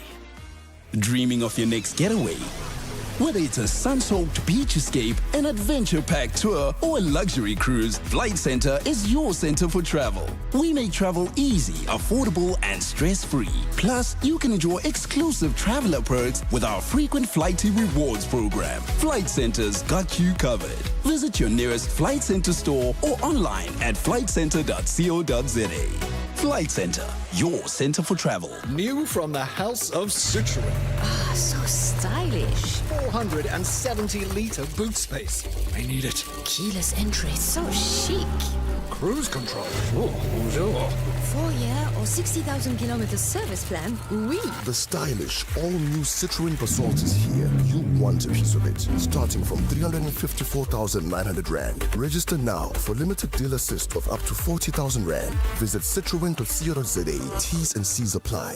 John Perlman. Weekday afternoons. 3 to 6. In for John Perlman. To what extent would you say that this plays in the hands of an upcoming local government election and you'd be accused of electioneering conveniently, and Madlanga Commission is a convenient tool for you to advance those objectives? Well, if a political party is not saying something about corruption, about what its response to corruption would be and what the standards of conduct are before a local government election, they shouldn't be a trusted leading government. John Perlman. 3 to 6 on 702. 702 Afternoon Drive with John Perlman is proudly brought to you by Telkom Business. Possible begins here. You're with Clement Manyathela. 702. Let's walk the talk. It's 25 minutes now before 11 o'clock. So let's talk about the importance of understanding, but also preserving our heritage, particularly our heritage sites. And heritage preservation is the practice of safeguarding and maintaining cultural, historical, and natural sites so that they can be passed on to future generations. And I wonder what your thoughts are on our state of our heritage sites. Do you get a sense that we're preserving them? Do you get a sense that we appreciate them? And we're not only talking physical structures like monuments and buildings, but living traditions, the languages, the cultural practices that form part of our identity as a society. Do you take your children to heritage sites? Like, do you go yourself? How intentional are you about making sure that you allow your children, or even yourself, your family members, your friends, to understand where this country comes from, to understand where our culture comes from? Because in addition to cultural value, heritage serves as an important educational resource. So the archives, the monuments, the historical sites, they act as living records of human experience and really allows us as people to learn from the past and apply those lessons to to the present and the future challenges. Joining us now is Ben Mwasinga, who is a Senior Manager for Heritage Conservation Management at South African Heritage Resources Agency. He's going to guide us through this chat. But I want to hear from you as well. Do you interact with a lot of heritage sites? Do you go? Do you take your children there? How intentional are you about just preserving this knowledge, but also exposing it to the younger people in your family, in your social circle as well? Ben, thank you so much for making time for us. Good morning. Good morning, Clement, and good morning to your listeners. So when we talk about these heritage sites, what exactly falls into that category, and why should ordinary South Africans care? Thank you. So when we talk about heritage sites in South Africa, we are talking about particular spaces, landscapes, buildings, structures of significance that have played a role in shaping the democratic and constitutional republic that we have today.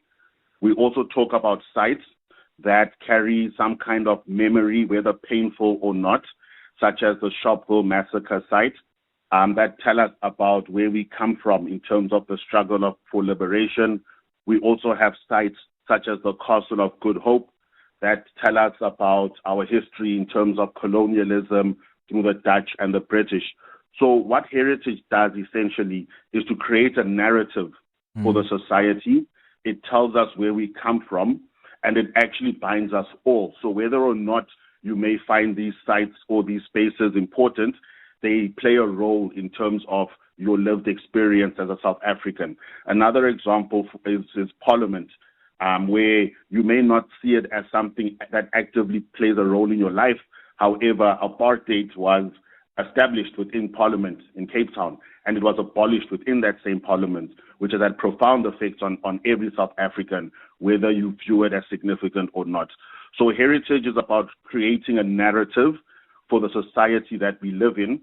And in today's society, it's about telling the story of how we've gone from colonialism, apartheid, to a constitutional democracy. Do you get a sense that a lot of South Africans care about that narrative? They care about, coming back to understand that heritage, the importance of these sites and what they represent about where we're going, but also where we come from? Yes, I do feel that South Africans do care about it. However, they generally interface with it when it is something that is of, again, national significance. I'll give an example. So we have Robben Island, which is internationally recognized. There is the prison cell of former President Mandela there. There is Robert Sobukwe's house there. It's a very deeply significant site in South Africa and the world. So that is a national heritage site as well as a World Heritage Site. Another example would be Parliament, which unfortunately, when it was burnt down, then people realized about the significance of it in terms of heritage, not just as the legislature. And to give a third example, because it's not just sites, there's also objects of significance. There's the controversy around the former President Mandela's items, which have gone for auction in New York, where his prison cell key went for auction, his ID went for auction, and South Africans then engaged to realize that this is a part of their story too, even though these items belong to a former president. So yes, there's on the one hand an educational aspect to it, where people visit these sites for education and tourism, but there is also the interface when people have to confront these sites for whichever reason there is out there. And because awareness is also important, and I'm just wondering, as the Heritage Resources Agency, if you have any programs with schools out there to try and get the children to come, because I would imagine it's more important at that level that children get to visit these places where possible and they can understand the history of this country. And at least for us as adults, we're able to buy books. Well, we can read about this, the children can read about it too, but it just helps to have them come out, especially the younger generation that's coming out when there's so much that has passed. Are there programs like that where children are, and maybe partnerships with schools as well? Thank you. That's a wonderful question. So there is an entity called the National Heritage Council, which is our sister entity under the Department of Sports, Arts and Culture. And they have a program called HESOP, where they invite schools to participate in heritage. They have competitions talking about heritage. With us at SARA, we have recently launched the Know Your Heritage Schools Roadshow, where we will be going to, because you are absolutely correct, that it's important to engage people at the primary and maybe even high school level with these sites. It's not just about us who are of advanced age, who understand the complexity of the country, but at a very young age, we need to engage those people. So we have launched the Know Your Heritage Schools Roadshow, and we'll be going to various primary schools throughout South Africa to present these wonderful resources that we have. 18 minutes before 11 o'clock. You can give us a call to join this conversation about the importance of our heritage sites, but also the importance of preserving them. You can call on 011-883-0702. Do you go to some of these sites? Do you send your children there, your cousins, your family members? I think it's important that we expose them to these heritage sites because they serve as quite an important educational resource. Or maybe you've got your own favorite heritage site that you want to share with us. Why don't you call us or send a WhatsApp voice note on 072-702-1702. It's 17 minutes before 11. The Midday Report. Weekdays, 12 to 1. What is the IEC doing about making sure that we get particularly young people registered? We activated a tertiary institutions campaign where we're getting young people themselves to do registration on campuses. We're launching a cast to engage with them at that level, small. Sai, I want to see you on TikTok. Yes, indeed, you will see. I want to see you making TikTok reels. My speed might be compromised, but I'll attempt. That's the way. Simon Mabolo. The Midday Report with Mandy Wiener. 12 to 1 on 702.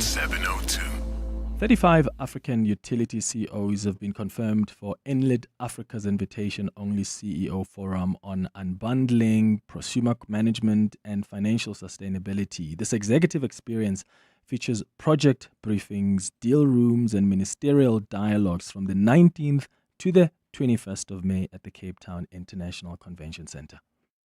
Andile here with more than just a betting app ad. Download the 10Bet app and enjoy the action of betting anytime, anywhere. It's more than just an app. It's a 10Bet experience. Join now at 10bet.co.za. 10Bet is a licensed betting operator and supports responsible gambling. No person under the age of 18 shall be permitted to bet. Betting can be addictive. Winners know when to stop. South African Responsible Gambling Foundation toll-free counseling line is 0800 006 008 or WhatsApp help to 076 675 0710. Some moments are personal. Some spaces are professional. All of them deserve care.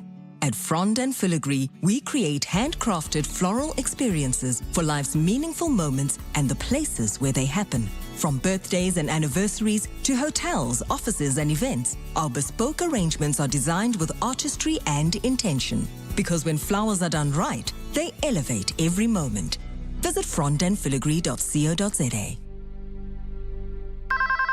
Smart Steve from Momentum. Hello. Stevie, it's Clinton Myers, the Minister of National Treasures. Mr. Minister, how can Momentum Insure help you? This economy is not helping with the cost of my gusheshe, my tires, man. Just get Momentum Insure's safety returns and get up to 30% cash back, even if you claim. Is it true? Stru's Bob, Mr. Minister. Visit momentum.co.za or call 0860 006 784. Momentum Insure, keeping you safe on your journey to success. Momentum Insure is an authorized non-life insurer. T's and C's apply.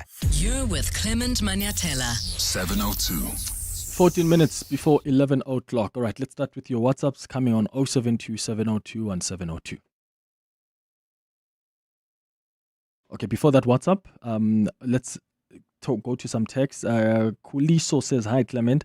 I love those historical sites. However, I do feel that sites maintained by private operators outprice the ordinary citizens, such as the Kango or cave, etc. Ben, just the response to this then, the pricing of some of these heritage sites. Kuliso is indicating here that as much as he loves these sites, but those that are maintained by private operators often outprice ordinary citizens. No, that's a very valid point, and it is something that we have grappled with as well. The challenge is that private operators do not receive a lot of funding in order to keep these sites pristine and to do the day-to-day management of these sites. So, for example, the example is using of the Kango Caves, which has a private operator. It is a provincial heritage site. However, again, because of the fact that these people have to basically maintain and run the site without any extra funding, it does become a bit expensive for the average South African. What I will say, though, is that in terms of those that are state-owned, we do make sure that the pricing is such that it is accessible to all South Africans. Mm-hmm. Okay, here's some WhatsApp voice notes that have come through. Hi, Clement. Hi, 702. Clement, we only care about political heritage here in South Africa. What about my heritage as a Tswana person? What about my heritage as a vendor person? You know, we don't have museums for that. We don't care about the history of the Shangani people from where they are and all those and make, you know, a whole lot of tourism sites and about the way South Africa is, about so many different tribes and languages, you know, that heritage. We don't care much about it, but we're busy advertising political heritage. I don't understand any heritage about all these political things. What's from Mali? All right, thank you so much for your question, Ben. We do have museums that go into, you know, different cultures, don't we? Yes, we do, but it also raises a very valid point, and I do respect the question. So the way our heritage management system is set up in South Africa is that we have a national body, which is SARA, that is responsible for the coordination of management at a national level. We then have 9 provincial heritage authorities. And then we are also meant to have heritage management happening at a local level, which is not happening at South Africa. So individuals such as the gentleman who spoke now is correct in that there is a missing link between the heritage of local communities, those who are deep in Limpopo, those who are deep in Mpumalanga, who aren't necessarily linked to these grand sites such as Constitution Hill or the Union Buildings. How do they get their local stories told? So he has a very valid point, and we are working to ensure that all of our provincial authorities are fully competent so that the local authorities can also then basically represent the needs of those people who feel left out. What I will add, though, is that our national estate, meaning all the heritage resources we have in South Africa, does strive to be representative of all of the ethnicities, including those of the Khoi and San. For example, the Mujaji Monument in Limpopo has been declared as a national heritage site, and we are still looking at other sites as well throughout the country to be representative of all our very, very diverse society. But I do take his point in that at a local level, at a small community level, at a rural level, it's very hard to get your heritage recognized because there is various levels of competency of these provincial authorities. Hi, Clement and the team. My name is Jeanne. I am a postgraduate archaeology student at the University of Pretoria. And as you know, we deal with heritage. And I also just want to stress the importance of educating people about pre-colonial heritage, because we cannot act like history started in this country when settlers came. There are sites such as Mapungubwe, there's the Bokoni Open Air Museum in Mpumalanga, there is the Cradle of Humankind, I think it's outside Johannesburg, more or less, within an hour or two. And I just want to stress the importance of absolutely taking your kids and your families to see these heritage sites, because it's an act of neocolonialism to pretend that heritage started when the settlers came. Thank you so much, guys. Oh, thank you so much. The pre-colonial heritage. I've had the opportunity to visit Mapungubwe. I've had the opportunity to visit the Cradle of Humankind. And Ben, that's also quite significant, isn't it? It's not just about the apartheid museum. Our history doesn't start with apartheid or even colonialism. Yes, she's absolutely correct. I think that's a wonderful point that she's making. And again, this is why our national estate does include sites such as Mapungubwe, the Tswana towns such as Kaditwene, as you say, the cradle of humankind. But even further than that, we also are striving to recognize Khoi and San heritage, a group that has felt left out of the conversation, of the dialogue.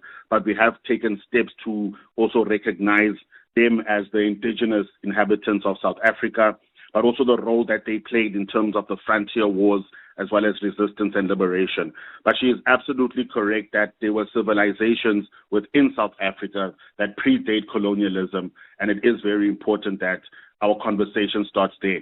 So another site which I think tries to tie all of this together is Freedom Park, which tries to tell the entire narrative of the country from pre-colonial times to the modern days. Thandi, you're calling us from Braamfontein. What are your thoughts? Good morning. Thanks, Clement. I mean, look, this conversation about heritage is about remembering. It is a conversation about remembering what has been broken and that cannot be repaired.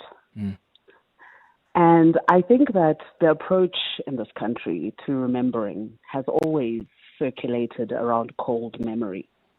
And cold memory that does not necessarily fit the communities with which some of these heritage sites are held. That's why you see things like destruction.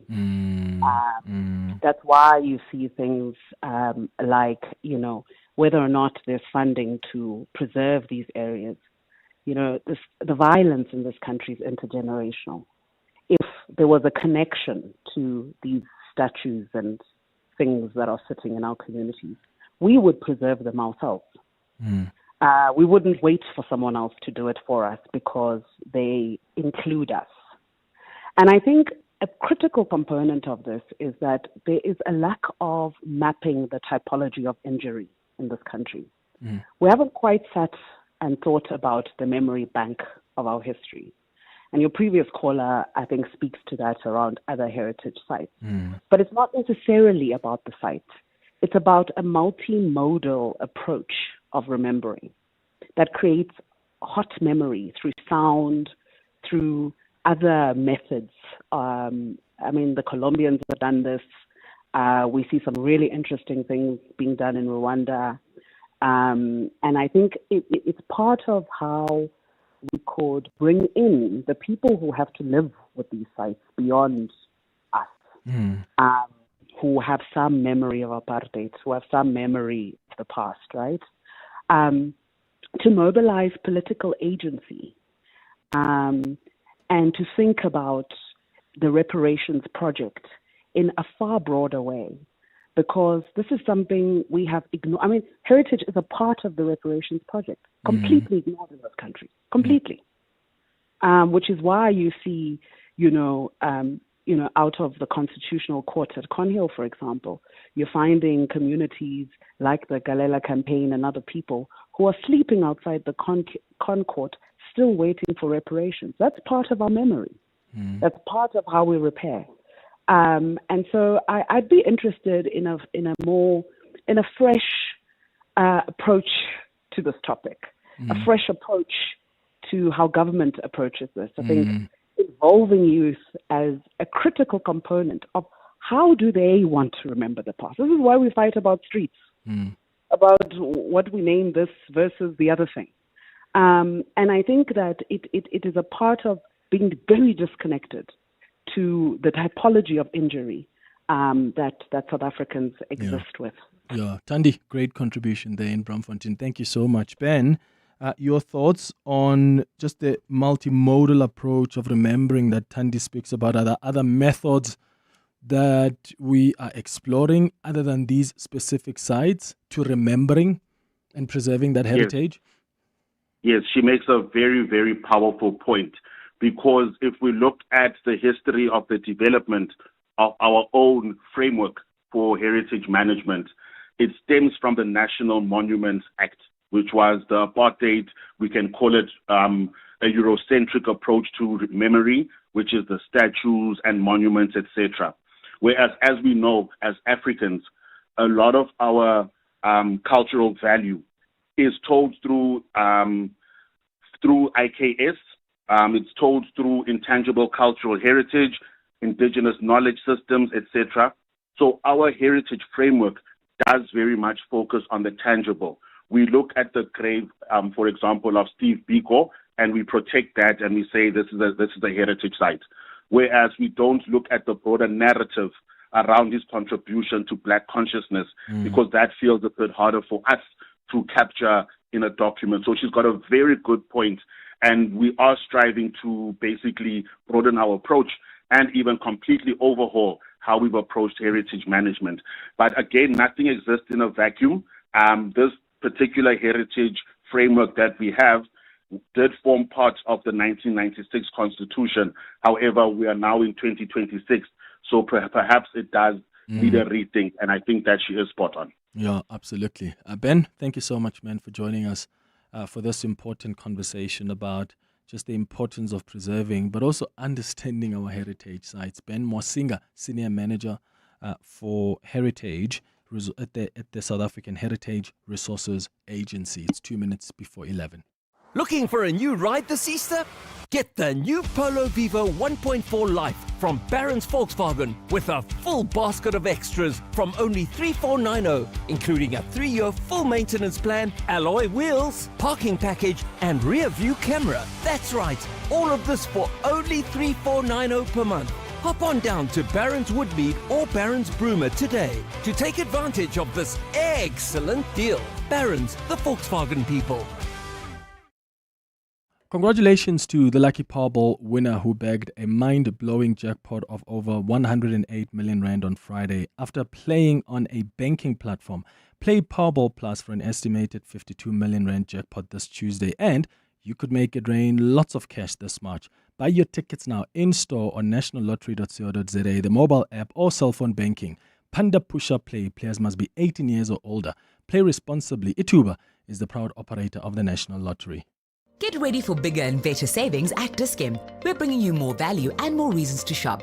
Swipe your Better Rewards card for 2 + 1 free on Gold Omega-3 Salmon Oil 90 capsules at R161.99 each. And get 2 + 1 free on A. Vogel Multiforce Alkaline Powder, 225 grams assorted at R269.99 each. Look out for the Better Rewards icon to shop Better Rewards brands. Offers valid until 12 April. Only at Dis-Chem. Better health starts here. Clement is on X At The Real Clement M. After the news at 11 o'clock, we're going to have a conversation on our World of Work feature about voluntary work. Have you ever volunteered before? How important was that for you? What skills did you get? How did that impact you later on in life? Please share your experiences with us. It's 11 o'clock. This is EWN. Good morning, I'm Bali Dlamini. No plea deal has been reached between the state and the defense in the case against Bellarmine Mugabe and his co-accused. The son of late former Zimbabwean President Robert Mugabe, Tobias Matonze, returned to the Alexandra Magistrates Court this morning. The matter was postponed to April the 17th for further investigations. Mugabe and Matonze were arrested in connection with the shooting of an employee at their Hyde Park home last month. The pair are facing 7 charges, including contravening the Immigration Act, attempted murder, defeating the ends of justice, and the illegal possession of a firearm. Defense lawyer Sinenhlanhla Mnguni. I think necessarily unhappy. I just think we haven't found each other as much as we would have liked at this point. I know that you said that yet another postponement, but I think you would have noted from the words of the magistrate that they have marked this as a final postponement for the parties to obviously finalize their negotiations, but also for the state to conclude its negotiations. We've always conducted ourselves and in good faith. Tshwane Deputy Metro Police Chief Rivo Spies is back before the Madlanga Commission of Inquiry today. During his first appearance, Spies testified about the alleged corruption at his previous employer, the Ekurhuleni Metro Police Department. Today, he is taking the commission through testimony linked to allegations of attempts to manipulate tenders and recruitment processes of officers at TMPD. Spies began his testimony this morning by explaining his responsibilities now that he is with the Tshwane Metro Police Department. My main functions and responsibilities is to exercise control over this division, and in this division itself I am a accountable for the physical security and technical systems, the operational support around the technical systems and the physical security, and then physical guard services. Trade union COSATU has called on government to urgently intervene and act ahead of the fuel hike next month. The Central Energy Fund says petrol could increase by as much as R5 a litre with a fuel levy of 8 cents, while diesel may skyrocket by R8 with a 9 cents fuel levy. The Road Accident Fund levy will also add a further 7 cents per litre come April the 1st. COSATU's Matthew Parks says the fuel levies should be the first to go. The first immediate thing government could do, like it had done during 3 years ago when the war in Ukraine started, we had a similar, albeit smaller increase of about R3 a litre, is to reduce the fuel taxes and levies, which consume about a third of the fuel price. Parks is calling on government to activate the R32 billion disaster reserves to alleviate pressure on consumers. Most workers will spend about 40% of their salary just to get to work, and to increase that to 60%, that's just going to be a blow we can't sustain. Gauteng traffic authorities have vowed to continue clamping down on the use of unroadworthy vehicles on the province's roads. In the past week, 31 vehicles were impounded for failing to meet safety standards. This was during stop and search operations in Johannesburg, Tshwane and Sidibeng. Jabulile Mbata has more. The Gauteng Transport Inspectorate says these operations are aimed at improving visibility, combating lawlessness and improving compliance. During the latest operation, 28 minibus taxis were issued discontinuation notices because of their conditions, which included defects like faulty brakes, worn tires, broken headlights, defective brake lights, and cracked windscreens. In addition to that, officers impounded 30 vehicles in Vereeniging, discontinued 28 minibus taxis, and issued notices for discontinuation for 30 vehicles. Jabulile Mbata, Eyewitness News. And in the U.S., a jury has ordered Bill Cosby to pay over $19 million in damages to a former waitress. This after it found that Cosby had drugged and sexually assaulted her more than 5 decades ago. Donna Mortinger said the former star gave her wine and a pill that left her incapacitated in 1972. Cosby has denied the allegations along with similar claims filed by dozens of women. The lawyers for the 88-year-old have indicated that he will be appealing the latest judgment. Gold is trading at $4,347.61 an ounce. The rand is at 16.84 to the dollar, 22.69 to the pound, 19.63 to the euro, and Brent crude oil is at $104.18 a barrel. And in the traffic, we've got delays on the N3 South. This is between the Baku interchange and Marlborough Drive. That's due to an accident. There's another accident scene reported on the N1 North heading towards Midrand. This one is right near Allendale Road, causing heavy traffic volumes. A cloudy Tuesday in store for Gauteng with scattered afternoon showers expected, temperatures peaking at highs of between 22 and 24 degrees. The top story in EWN this hour, no plea deal has been reached between the state and the defense in the case against Bellarmine Mugabe and his co-accused. EWN, in touch, in tune and independent. For the latest, visit ewn.co.za or download the EWN app.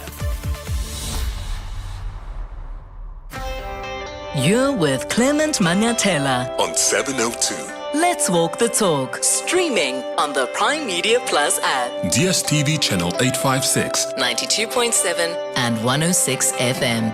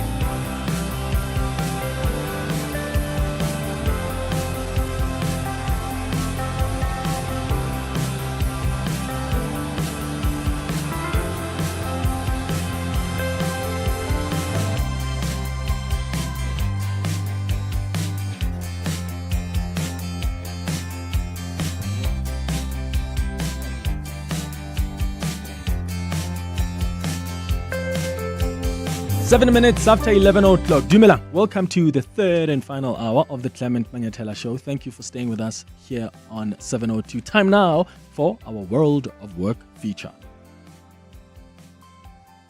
702.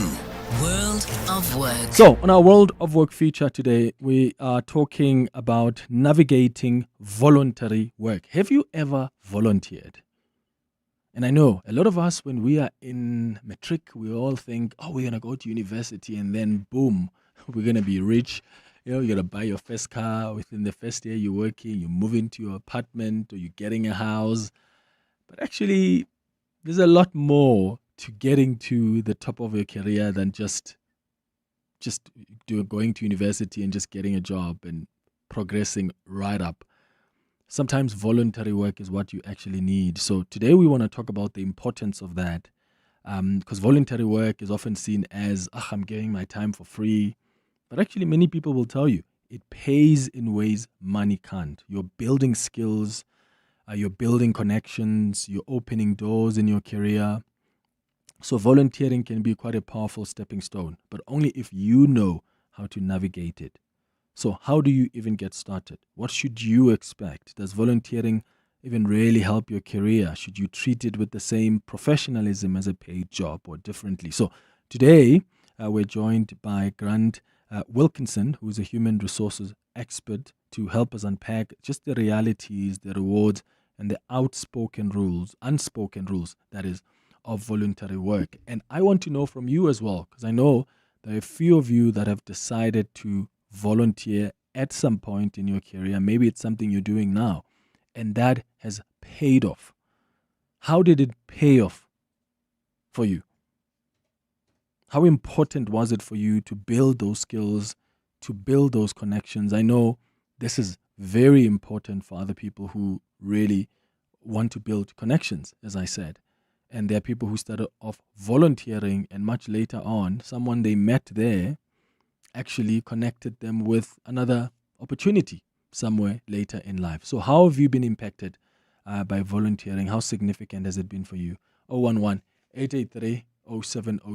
WhatsApp line on 072-702-1702. Grant, thank you so much for joining us for this chat, man. Good morning. Good morning. Thanks very much for having me. Yeah. So from an HR perspective, what exactly counts as voluntary work, and how can people identify just those legitimate opportunities that are worth their time? Do you volunteer in like sort of the same industry, the same sort of career you're trying to advance towards, or it could be anywhere else? Hi, thanks for the question. Yeah, look, from my perspective, I'm an employment attorney, those who do know me, and from my perspective as an attorney, when I was studying, for me, the volunteering, as an example, was asking a law firm in Port Elizabeth at the time, Nageberga, to say, look, I want to learn, I want to know which direction to go in.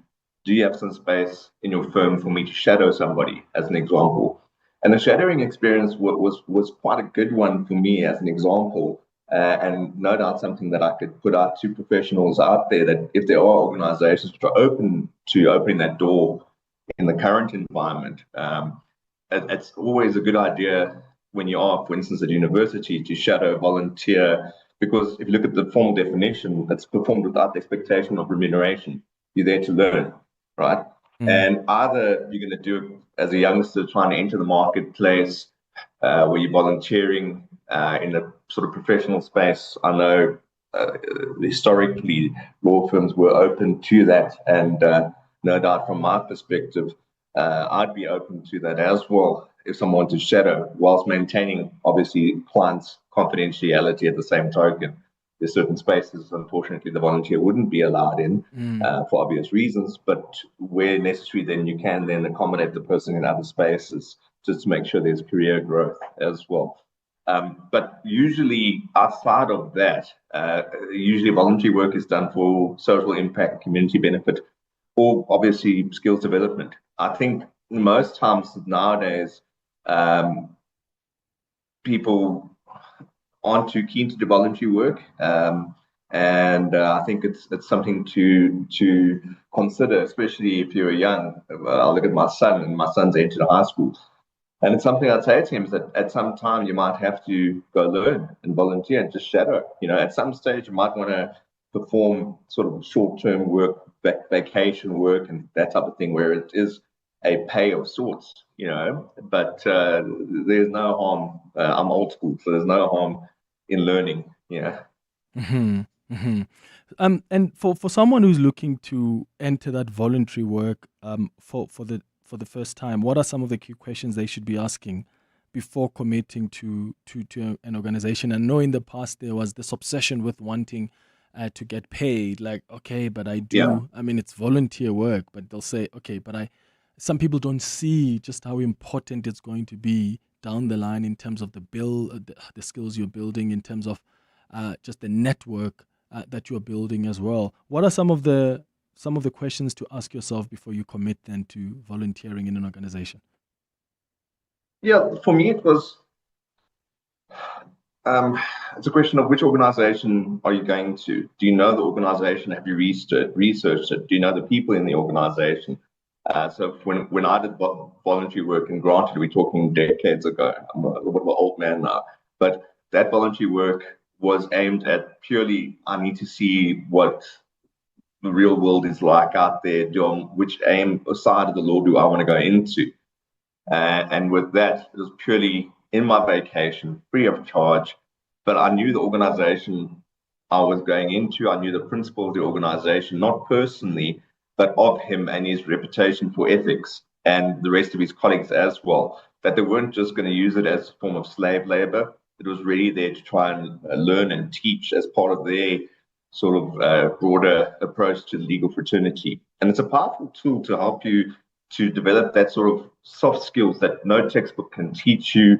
It gives you, especially for younger job seekers, the technical abilities that you would never find elsewhere. I had someone work with me, again, a vacation job. She wanted to sort of get access to the IR space, as an industrial relations space, as an example. And really, she's ended up going, yeah, I want to go into this space or not into that space. And she currently is a group IR manager, years later, obviously, at an organization. But again, it was a question of someone willing to learn, willing to put in the hard yards, etc. And from our side of things, we didn't let it just stay for free. We thought that, that would have been a little unfair, paid a minor wage, but inevitably covering way past the minimum wage. But ethically, we just found to let you work for free, whilst probably the one I worked for wasn't a big problem, because I was there to learn. I wanted to learn only. With her, she wanted to learn, but we just felt it right. She's doing such a sterling job. Let's give us some element of pay, at least for her time as well. And again, it's a pathway into industries where people can obviously at the source learn and experience things. And experience is hard to come by. I mean, you see interviews, what you call it, job profiles out there, or candidates out there. One of my frustrations in the 90s and early thousands, what my frustrations was, you're looking for someone new, fresh in the marketplace, but you want 3 years experience, but how are you going to get that experience? And that's where the thing of, look, I did back work at this particular law firm, did help me going forward. And I think it's nice that it gives you a good reference as well, especially if you do a good job. And again, if you look at communities outside of that new entrant into the marketplace, it's a nice social aspect addressing community needs. And that's where, pro bono work plays a role in the legal fraternity, as an example. Yeah. Oh, I see. But are there specific skills, though, in your experience that volunteering tends to build that employers value the most in the workplace? Look, from the employer side, I think, what one's looking for is the young talent coming through, showing commitment to work, showing drive, self-drive, because I think that's a skill that's often lacking in workplaces, is that self-drive, the ability not to require a motivator, the ability, because it is important to have that, from a leadership perspective. The leader should be there to optimize someone's performance and get the best out of what they can bring to the table, But by the same token, you want people to be self-driven, confident in what they can do, but really being able to also roll up their sleeves and do the hard graft. I think that's what people are looking for. It's to find that balancing act.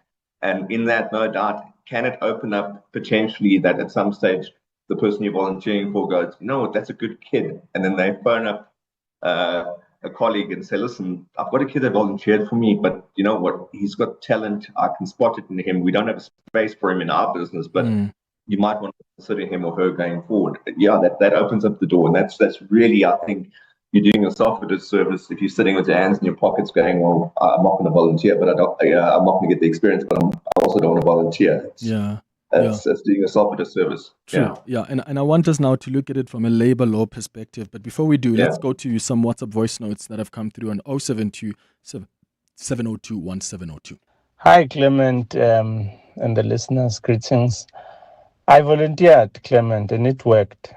In 2011, out of university, I'm home, unemployed, no internship for experience. So I decided to approach the nearest hospital and requested to volunteer.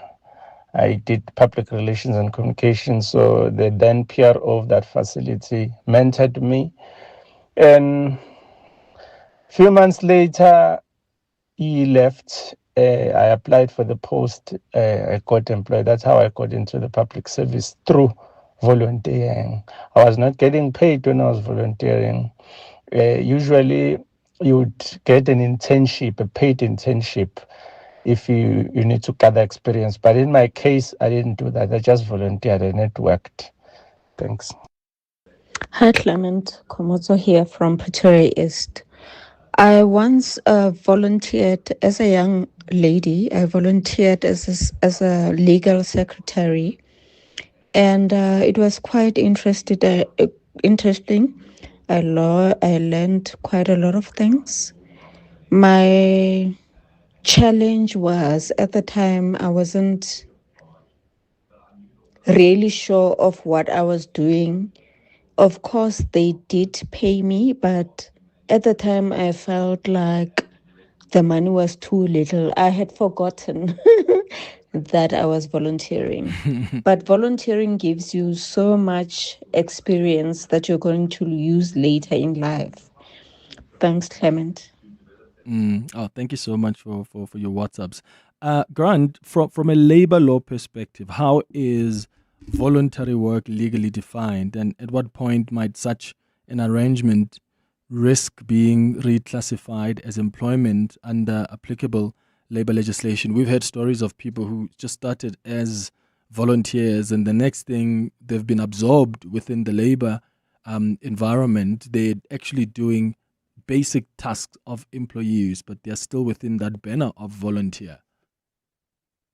Yeah, you run the risk of abuse, and I suppose this is why my sort of rider in the beginning was, in my time back in the day. Because I do think, and one of your, listeners that WhatsApped in mentioned internships, usually quite right. That type of opportunity often finds its way into internships because I think organizations, feel it's a better opportunity to ensure full compliance, etc.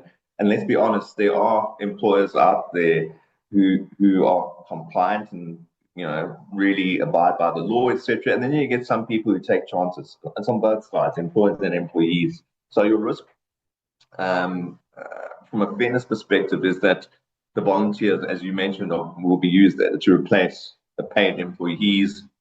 If there's unfair expectations, then on those unpaid individuals, you start taking the load off your paid guys to pay less, and you can let the unpaid guys do it. There could be emotional exploitation. There's safety concerns, obviously, are a massive issue as well. And that's why I think, is that if you are going to enter into this volunteer type space that you guys are talking about, it's to have clear agreements in place covering this, to make certain that any obligations placed on the volunteer don't resemble employment, and make sure there are boundaries around time, responsibility, and supervision. I do think the volunteer space is something that, while one can learn from it, does open up the door for possible exploitation. And I think that's why employers, even compliant employers, are a little bit hesitant to enter that space because they don't want people to open up the door for risk. A lot of organizations are very risk averse in the current economic climate, and hence when it comes to gaining experience, the experience often goes through internships programs like the U.S initiative. That's where often the opportunities come into play, where there's some level of remuneration at least. Ah, I see. And what are there legal indicators? Should individuals look for, to distinguish between legitimate voluntary opportunities from arrangements that may contravene those labor laws or that risks to abuse? What do you advise to our listeners to be cautious before they get into these arrangements? Yeah, I think the indicators of abuse are the fact that when it comes to voluntary work, it's often a shadowing perspective. Taking the pro bono initiative out of the equation, voluntary work is a situation where it's about shadowing, etc. Working with somebody, etc. Learning. So where you have those workplace indicators, you have to look at evidence, and on the face of it, the warning signs to look out for are, for instance, where you have a situation where there's changes in the behavior of the individual, where there's erratic moods, aggression towards the volunteers, etc. There's issues around workplace conduct, your physical indicators where people start looking at, physical abuse, harassment, etc. You'll know, and I suspect, people in the voluntary roles will know where there's going to be abuse. And if there is abuse, the challenge comes in. If you're abusing voluntary labor or voluntary people coming in to volunteer to gain experience, your performance is going to drop because they're trying to learn, right? You're going to make mistakes. It's going to lead to a number of issues in the workplace, including absenteeism, dropping productivity, etc. Yeah. Here's another WhatsApp that's come on 0727021702. Good morning and to your guest. My name is Rato Mabula in Lephalale. In 2015, I started voluntary work at a community radio in Lephalale. And from then until 2023, I've been doing a lot of voluntary work at community radio stations. I've been at 2 in Lephalale and other areas. And I've managed to network throughout the period, knowing, decision makers around the district, to some degree, even the province. And in 2024, I joined a mining giant based here in Lephalale. And before we knew it, through the work I've done previously, it was easy for the mine to recognize me. And now whenever they have events at the mine here, I'm moderating those events, and I'm doing other wonderful things that I've acquired and built during that period of voluntary work.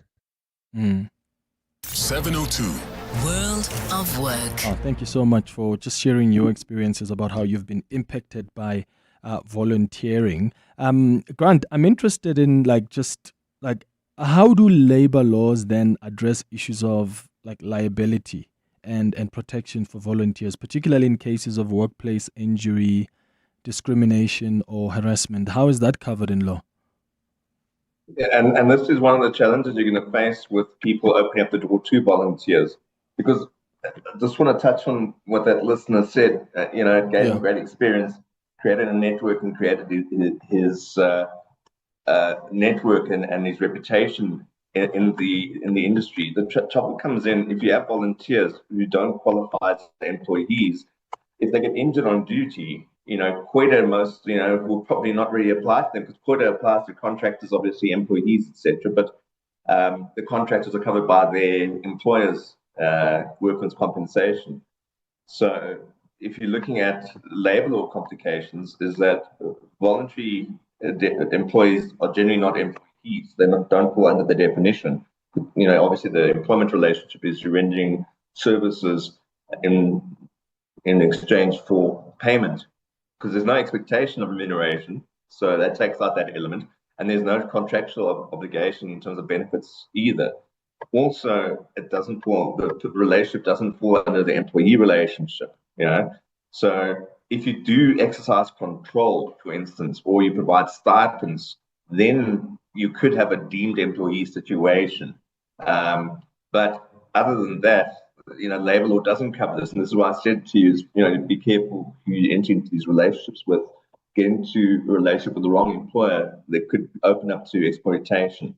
Now, again, if you look at COIDA, the key issue there is that COIDA covers places responsibility for compensation on employers and covers occupational injuries and diseases for employees injured in the course of employment. So because a volunteer isn't automatically covered by this, they could have a situation where they don't fall in the definition, and as a result thereof, they won't be covered. And obviously, if they get injured, they're going to have problems. But that opens up litigation on both sides of the table. So, it does pose challenges either way. Yeah. Okay. So Simon is asking on the WhatsApp line, Clement, can a host company include its volunteers as part of the skills development claim when it comes to triple BEE verification? Sure. It's a good question. Look, in terms of BEE, that's not necessarily my space. So we have a team of guys that cover BEE, but I know within the realm of your Yes for Youth, those type of initiatives, they do contribute to BEE scorecard as an example. So it'll have to be a lot more, your internships, etc. would have to be a lot more formalized for you to claim that. So contract properly. I see.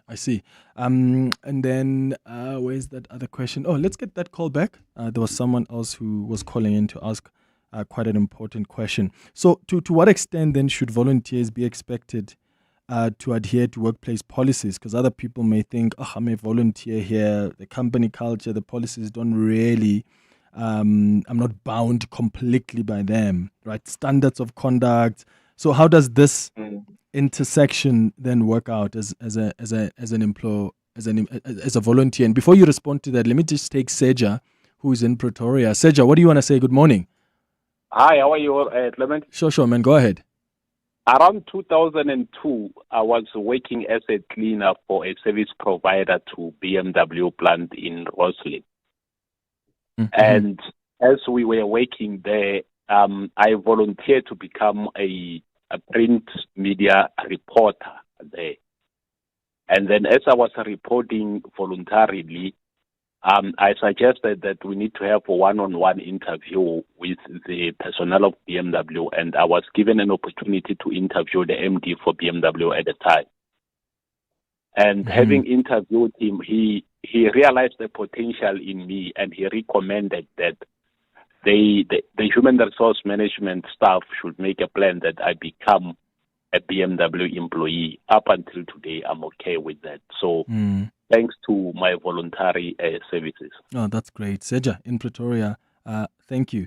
Yes, Grant, that question about just company policy, standards of conduct? Yeah, again, if they don't, the volunteers don't fall under the definition of employee. So we just need to be clear that when you bring volunteers in, and to go back to your headcount question, that for BEE, sorry, I'm backtracking, but in BEE, like I said, you won't be able to add to your headcount for numbers-wise, but obviously, as I mentioned, those initiatives for BEE, such as the Yes, etc., under other elements of your BEE scorecard can count. But in terms of your workplace policies, etc., I think it's imperative, particularly if you look at harassment code, not only that, but obviously harassment code, that anybody entering your site needs to be inducted, if you will, and go through that induction prior to entering the workplace.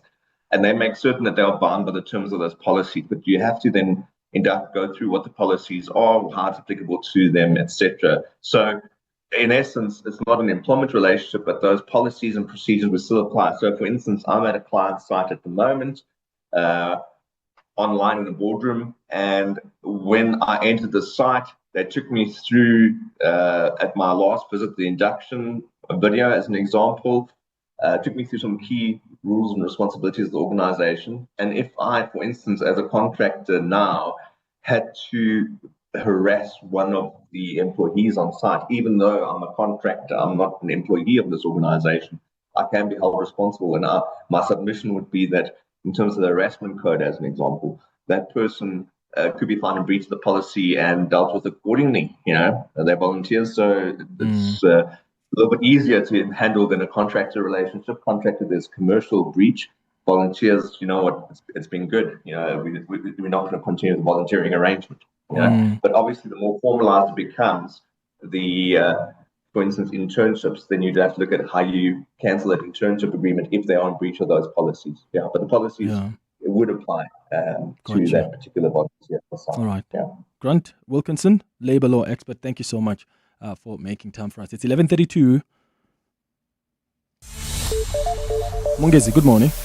Very good morning to you, Clement. We start here. The Madlanga Commission has heard how two different bid evaluation committees recommended that a tender be awarded to a company linked to Tshwane's Deputy Mayor, Eugene Modise, be cancelled due to irregularities. Now, the tender, which was to guard critical municipal infrastructure and was awarded to 22 companies, including Triarctic Protection Services, formerly owned by Modise.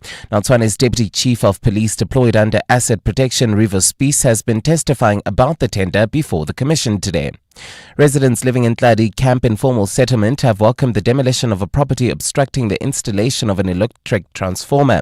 The Soweto community has been living without electricity for over 30 years now. Joburg's Human Settlements Department led the demolition today as part of efforts to formalize the informal area. And a new study commissioned by the Independent Electoral Commission shows the demand for democracy among South Africans is at an all-time low. The Human Sciences Research Council has made its findings of its latest voter participation survey public, which measures public confidence in democracy. The study found that the demand for democracy has moved from 65% in the mid-2000s to a historic 36% this year. Those are your headlines this EWN, and more at midday or as it happens. EWN Traffic. Traveling on the N1 North, we've got delays between the Baklu interchange and the Allendale Road off-ramp due to a major accident seen along this route. Please be on the lookout there. There's also queuing traffic on the Magwa North towards the Baklu turn-off due to roadworks, and there's an accident causing delays in Calvin. This is along the N3 South right near Marlborough Drive. Please be on the lookout there and keep it safe on the roads. If you are traveling in the Heriodale area, we've got another accident seen on the N3 North. This one is causing delays between the Yelands interchange and the Geldenese interchange. Please be on the lookout there and continue driving with care. More updates at the top of the hour with Karabo Jale. Stay tuned. There's more EWN on air, online, and on the EWN app. Bongani Bingwa, 702 Breakfast. Weekday mornings, 6 to 9. The 35-year-old woman believed to be a lawyer was gunned point-blank range outside the CCMA at the corner of Fox and Joubert streets. The gunman, witnesses say, simply walked up to her as she stepped out of her vehicle and fired the shots, walked away and disappeared into the crowd. The killers, it would seem, are no longer hiding. What's behind this growing trend of business killings? Mike Bolhase, who's behind it, do you think? This is a clear, typical hit. It's a consideration, contemplation, planned and executed scenario. This is a deduction case. It's actually an easy case. You will be able to find out who is the instruction giver here. Bongani Bingwa, 6 to 9. On 702. Imagine beginning your holiday to the sound of the ocean and ending it with a sunset encounter with the Big Five. Club Med is bringing their brand new beach and safari resort to KwaZulu-Natal this July. It's the first of its kind, combining a beachfront escape with a private safari lodge experience, all in one holiday. Plus, it's fully all-inclusive. Think gourmet dining, activities, wellness, and more. Take advantage of the Club Med season opening sale from the 24th to the 27th of March. Book at clubmed.co.za. T's and C's apply. Zakes owns an electrical business that lit up the neighborhood. Literally. One small spark, one big legal nightmare. But he has public liability insurance from Budget. The damage was covered and his client sorted. Sharp. To get public liability cover, visit budgetinsurance.co.za. Budget Insurance, official insurer for good South Africans. Budget is a licensed non-life insurer and FSP. T's and C's online. The Audi Open House sales event is here. Get the Audi A1 from $6,699 per month 0 deposit, rate below prime, and a guaranteed buyback. This offer ends 30 April. Plus, when you come in for a test drive, you can stand a chance to win an exclusive Audi Formula One experience. The Audi Open House Sales Event, now on at Audi dealerships nationwide. Terms and conditions apply. Visit audi.co.za for more. Don't miss the 8th Annual Human Rights Festival at Constitution Hill from 26 to 29 March. We're bringing together social justice organizations, artists, and the community for 4 days of impact and inspiration. Join us for dialogues, exhibitions, Kiddies Village, the Book Fair, Film Festival, a music element with Friends of Blanco, 1,000 Drums in Solidarity, Gauteng Curator Makers Market, more music, and the We the People Walk and Fit City Run. Visit www.humanrightsfestival.co.za for more information. 702.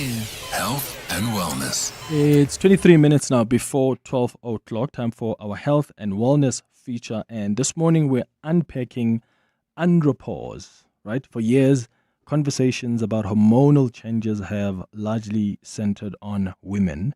Menopause, mood shifts, hot flashes, and the many ways that women's bodies evolve over time. But men also experience a hormonal shift of their own, one that can quietly affect their mood, can affect their energy levels, relationships, confidence, and even their sense of identity. So this morning, what we want to do is turn the spotlight on this conversation that many men experience, but few actually openly talk about. So andropause, is it something that you have experienced? Other people call it male monopause. How does it show up in your daily life? Right? In your emotions at work, in your relationships. And just as importantly, how can you as a man and you as a partner to that man recognize the signs and respond with understanding rather than frustration and manage this stage of life in a healthy, supportive way? Joining us on the line to guide us through this conversation is Dr. Oluetu Sotondoshe, who is a homeopathic doctor, natural hormone expert, and founder of Ask Dr. Alls. Dr. Sotondoshe, thank you so much for making time for us. Good morning. Good morning, Clement. Thank you so much for having me, and good morning to your viewers, to the listeners as well. So let's talk about andropause just from a basic understanding. How do you explain it? What exactly is it? And is it sort of the male equivalent of menopause in women? Yes, Clement. So today let's talk about something that men feel but rarely talk about, which is andropause, which is plainly it's male menopause. So what happens? So it's age-related decline in testosterone, not as abruptly as menopause. So in men, it happens over decades, maybe 20 years to 30 years for the symptoms to show up, unlike in menopause, which happens abruptly, like when you stop your period, for 12 months. At later ages, 50, 45, and then you'd say you have menopause. But then with men, it happens insidiously, over time. Okay. And at what age then do the men usually start experiencing this? Basically, from the ages of 30. So naturally, the testosterone, specifically, and other male hormones would start declining by 1%. From the ages of 40 to 49, they decline, clinically speaking, by 2 to 5%. And then as the men age, so from the ages of 50 to 59, so the testosterone level would decrease by 6 to 30%. And then from the ages of 60 to 69, they decrease roughly around about 20 to 45%. And then from the ages of 70 and above, they can decrease as high as 70% by 70%. And is it something that affects all men? Do we all experience it, or does it affect some men more than the others? Between the ages of 30 to 40, so it doesn't really affect like all men. However, these are the symptoms that can point towards it.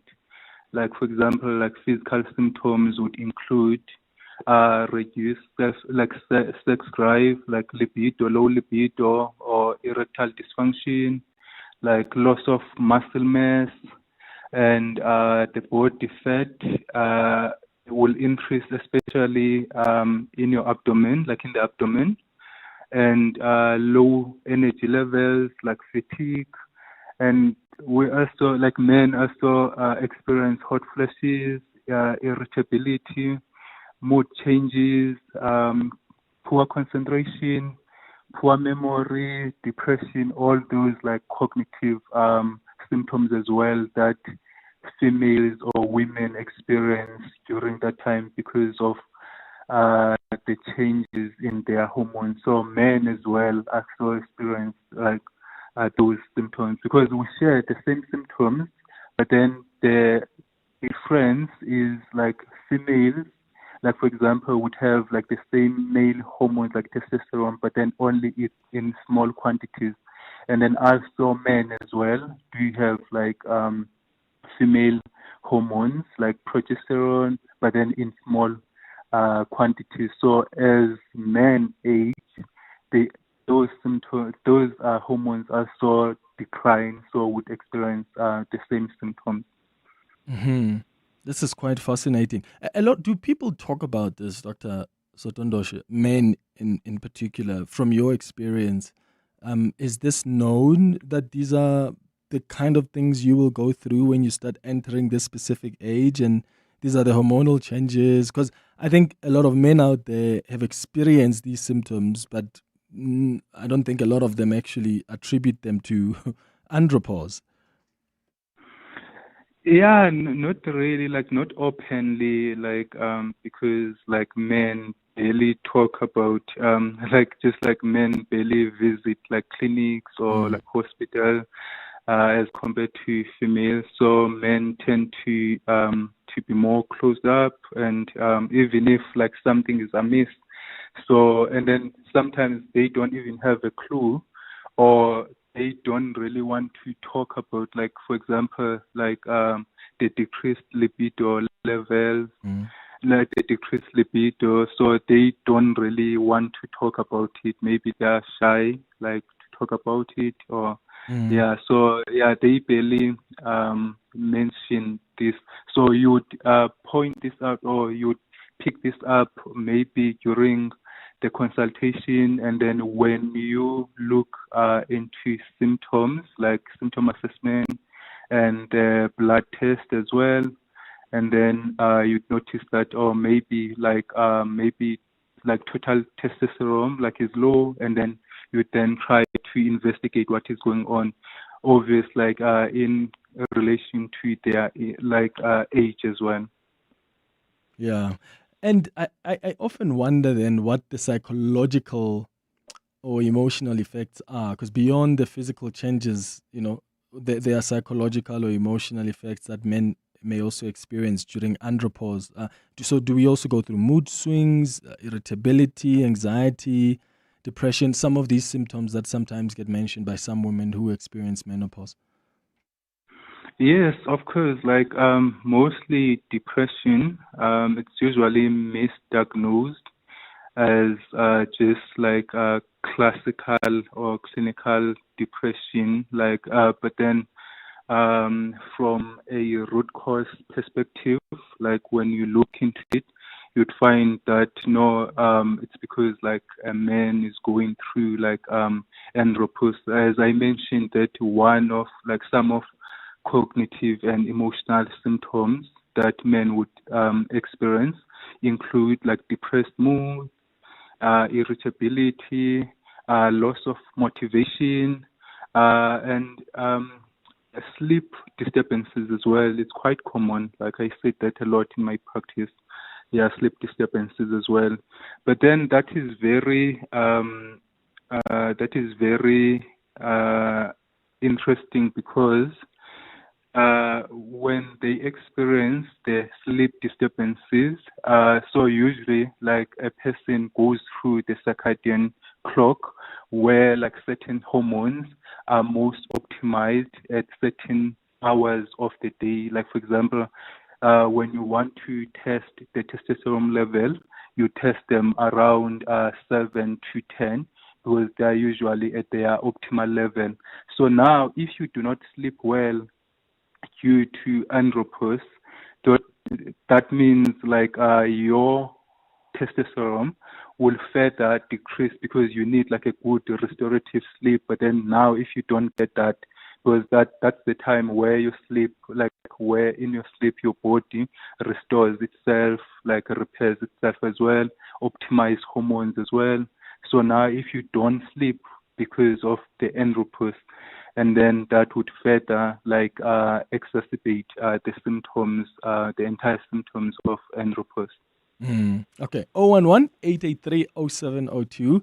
Are you a man that has experienced andropause before? Did you even know about it? Have you experienced mood swings, irritability, maybe some anxiety? And have you been able to sort of link it to andropause? Give us a call on 011-883-0702. You can share your thoughts on the WhatsApp line as well on 072-702-1702. It's 12 minutes before 12. From your pet's bowl to Belito, brew. or Barcelona, maybe Bordeaux, How about Brazil? or Butts, Betty's, Baviance, Bella Bella, or even Benoni. Buy any Hills pet food and you could win one of 10 holidays worth 200,000 Rand each. Or take the bucks. Scientifically proven formulas for your pet. An adventure for you. Hills Pet Nutrition. Science does more.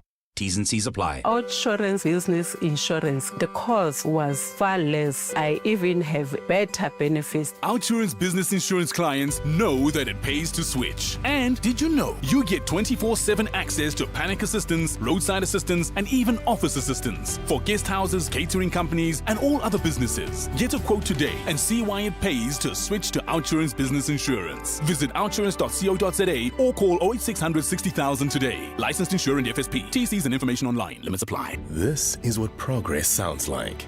At South African Airways, we've added more aircraft to the runway, increased our flights from just over 1,000 in 2021 to over 24,000 last year. And we continue to add more destinations and routes. It's steady progress over time. We know there's still work to do, but every day we're building something stronger. An airline that shares the resilience of the country it carries. South African Airways. Book your next flight at flysaa.com today. Gauteng is currently experiencing high water consumption. To avoid water interruptions, residents are urged to use water sparingly to allow equitable supply. Act now. Save water. Every drop counts. This message is brought to you by the Department of Water and Sanitation, Rand Water, Gauteng Provincial Government, City of Johannesburg, City of Tshwane, and City of Ekurhuleni. 702. Health and wellness. 10 minutes before 12 o'clock, we're talking about andropause on our health and wellness feature this morning. And I want to know from some of you men who have experienced some symptoms that you are linking to andropause. And I suppose, Dr.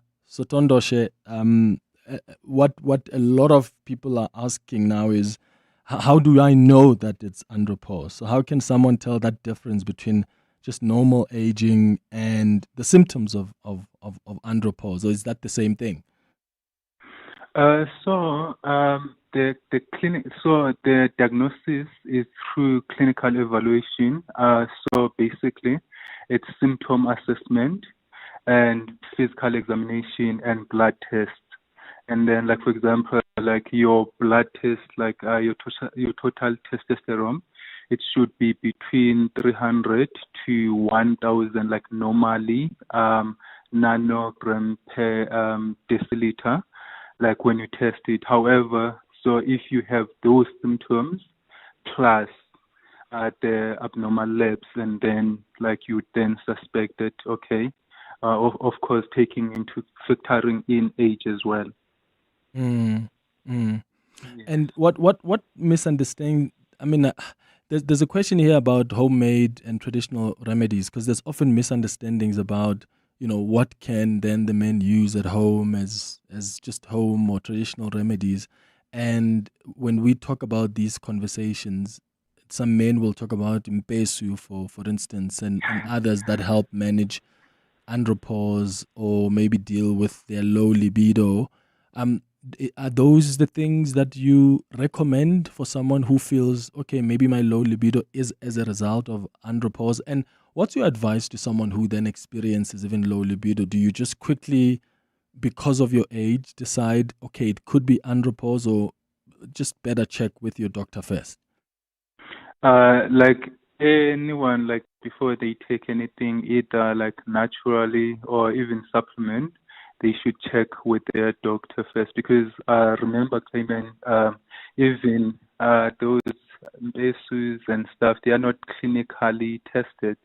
So it's like we don't really know, even though like from the feedback from the users, they would say no, Mbesu works, but then like you don't know like the clinical complications or whether it's safe clinically or not, because it has not been tested, and the dosage as well.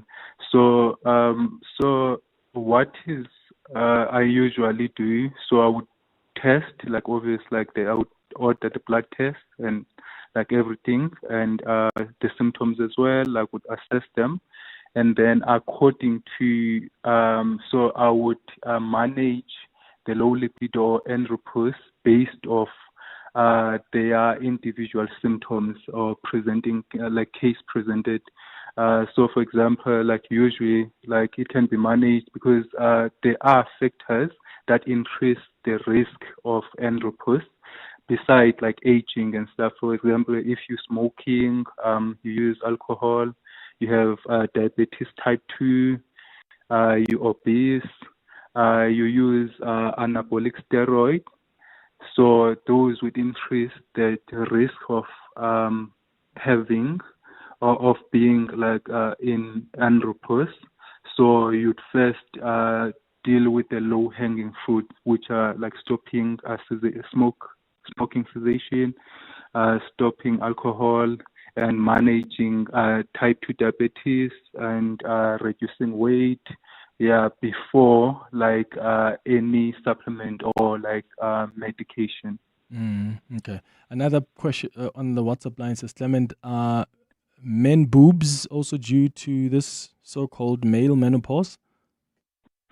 No, like they are not from that. Like usually they are due to estrogen dominance. Estrogen usually it's a female hormone, so it's more dominant, like in female, because for female sexual characteristics and stuff.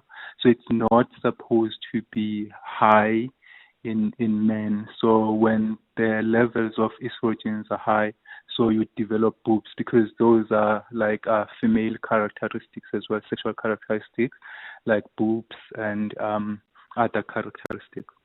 Here's a WhatsApp that's come through. Wow, Clement, well done.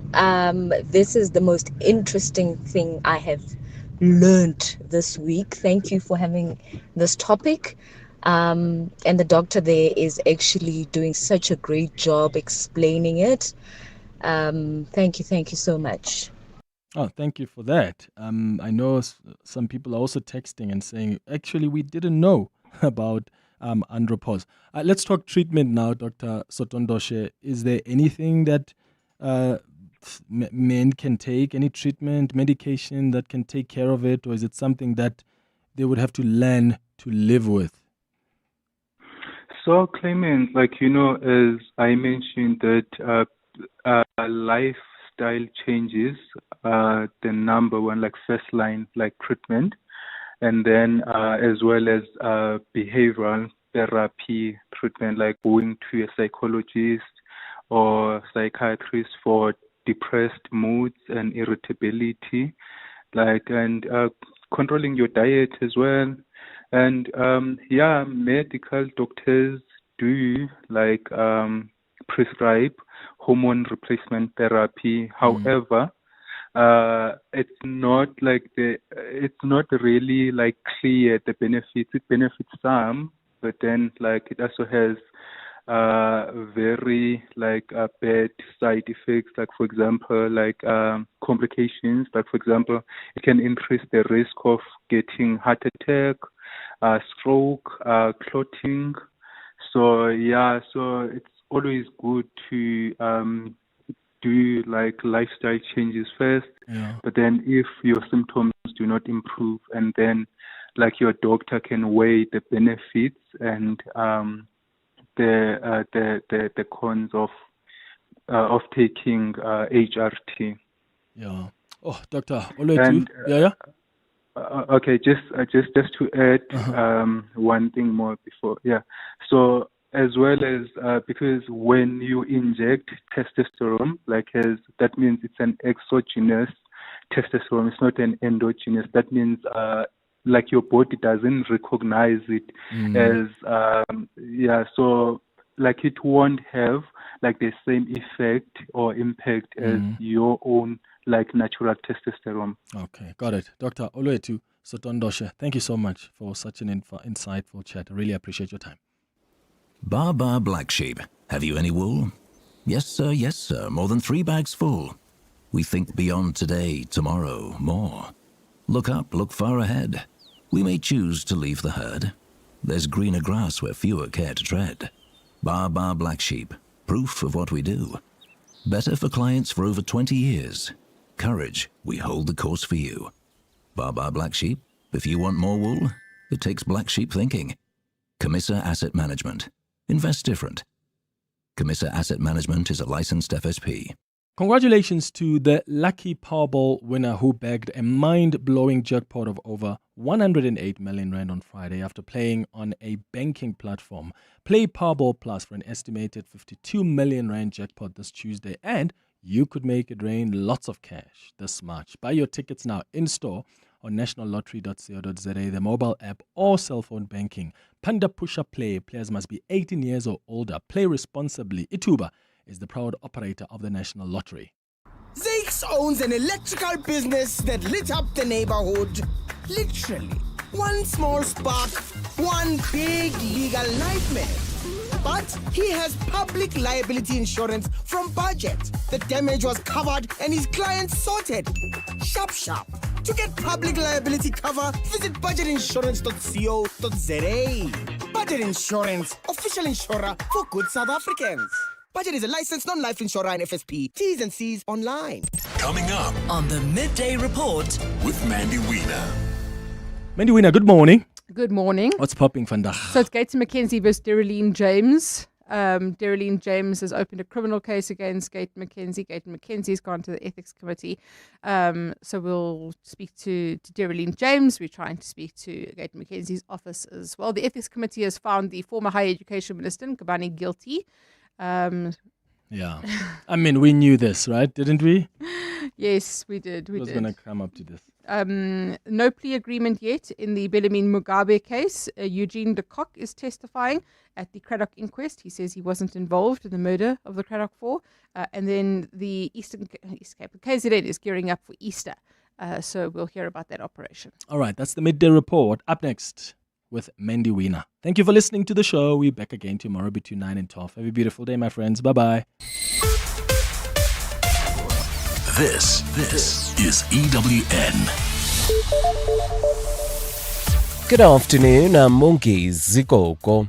The Madlanga Commission has heard how 2 different bid evaluation committees recommended that a tender awarded to a company linked to Tshwane's Deputy Mayor Eugene Modise be cancelled due to irregularities. The tender, which was to guard critical municipal infrastructure, was awarded to 22 companies, including Traumatic Protection Services, owned by Modise. Tshwane's Deputy Chief of Police deployed under Asset Protection, Revo Spies, has been testifying about the tender before the Commission today. Tabiso Goba reports. Tshwane Tshwane's Metro Police Deputy Chief Rivo Spies says the tender was advertised in September 2016. He says the first bid evaluation committee found there was irregularities in the process. Specifically, the documents were removed from the supply chain management offices, taken to another location, and when they were returned, there were some pages missing. The first BEC recommended that the tender be cancelled. However, one of the bidders took the municipality to court and won a ruling which stated the Metro cannot cancel the tender, but it must be re-evaluated afresh. Spies says a second BEC was formed. This committee, after evaluation, it appears that they again resolved that the tender be cancelled due to irregularities during the bid evaluation process, still linked to the original missing tender documents, which were deemed to be highly irregular. Spies says the municipality was again taken to court and this time ordered to award the tender to the 22 qualified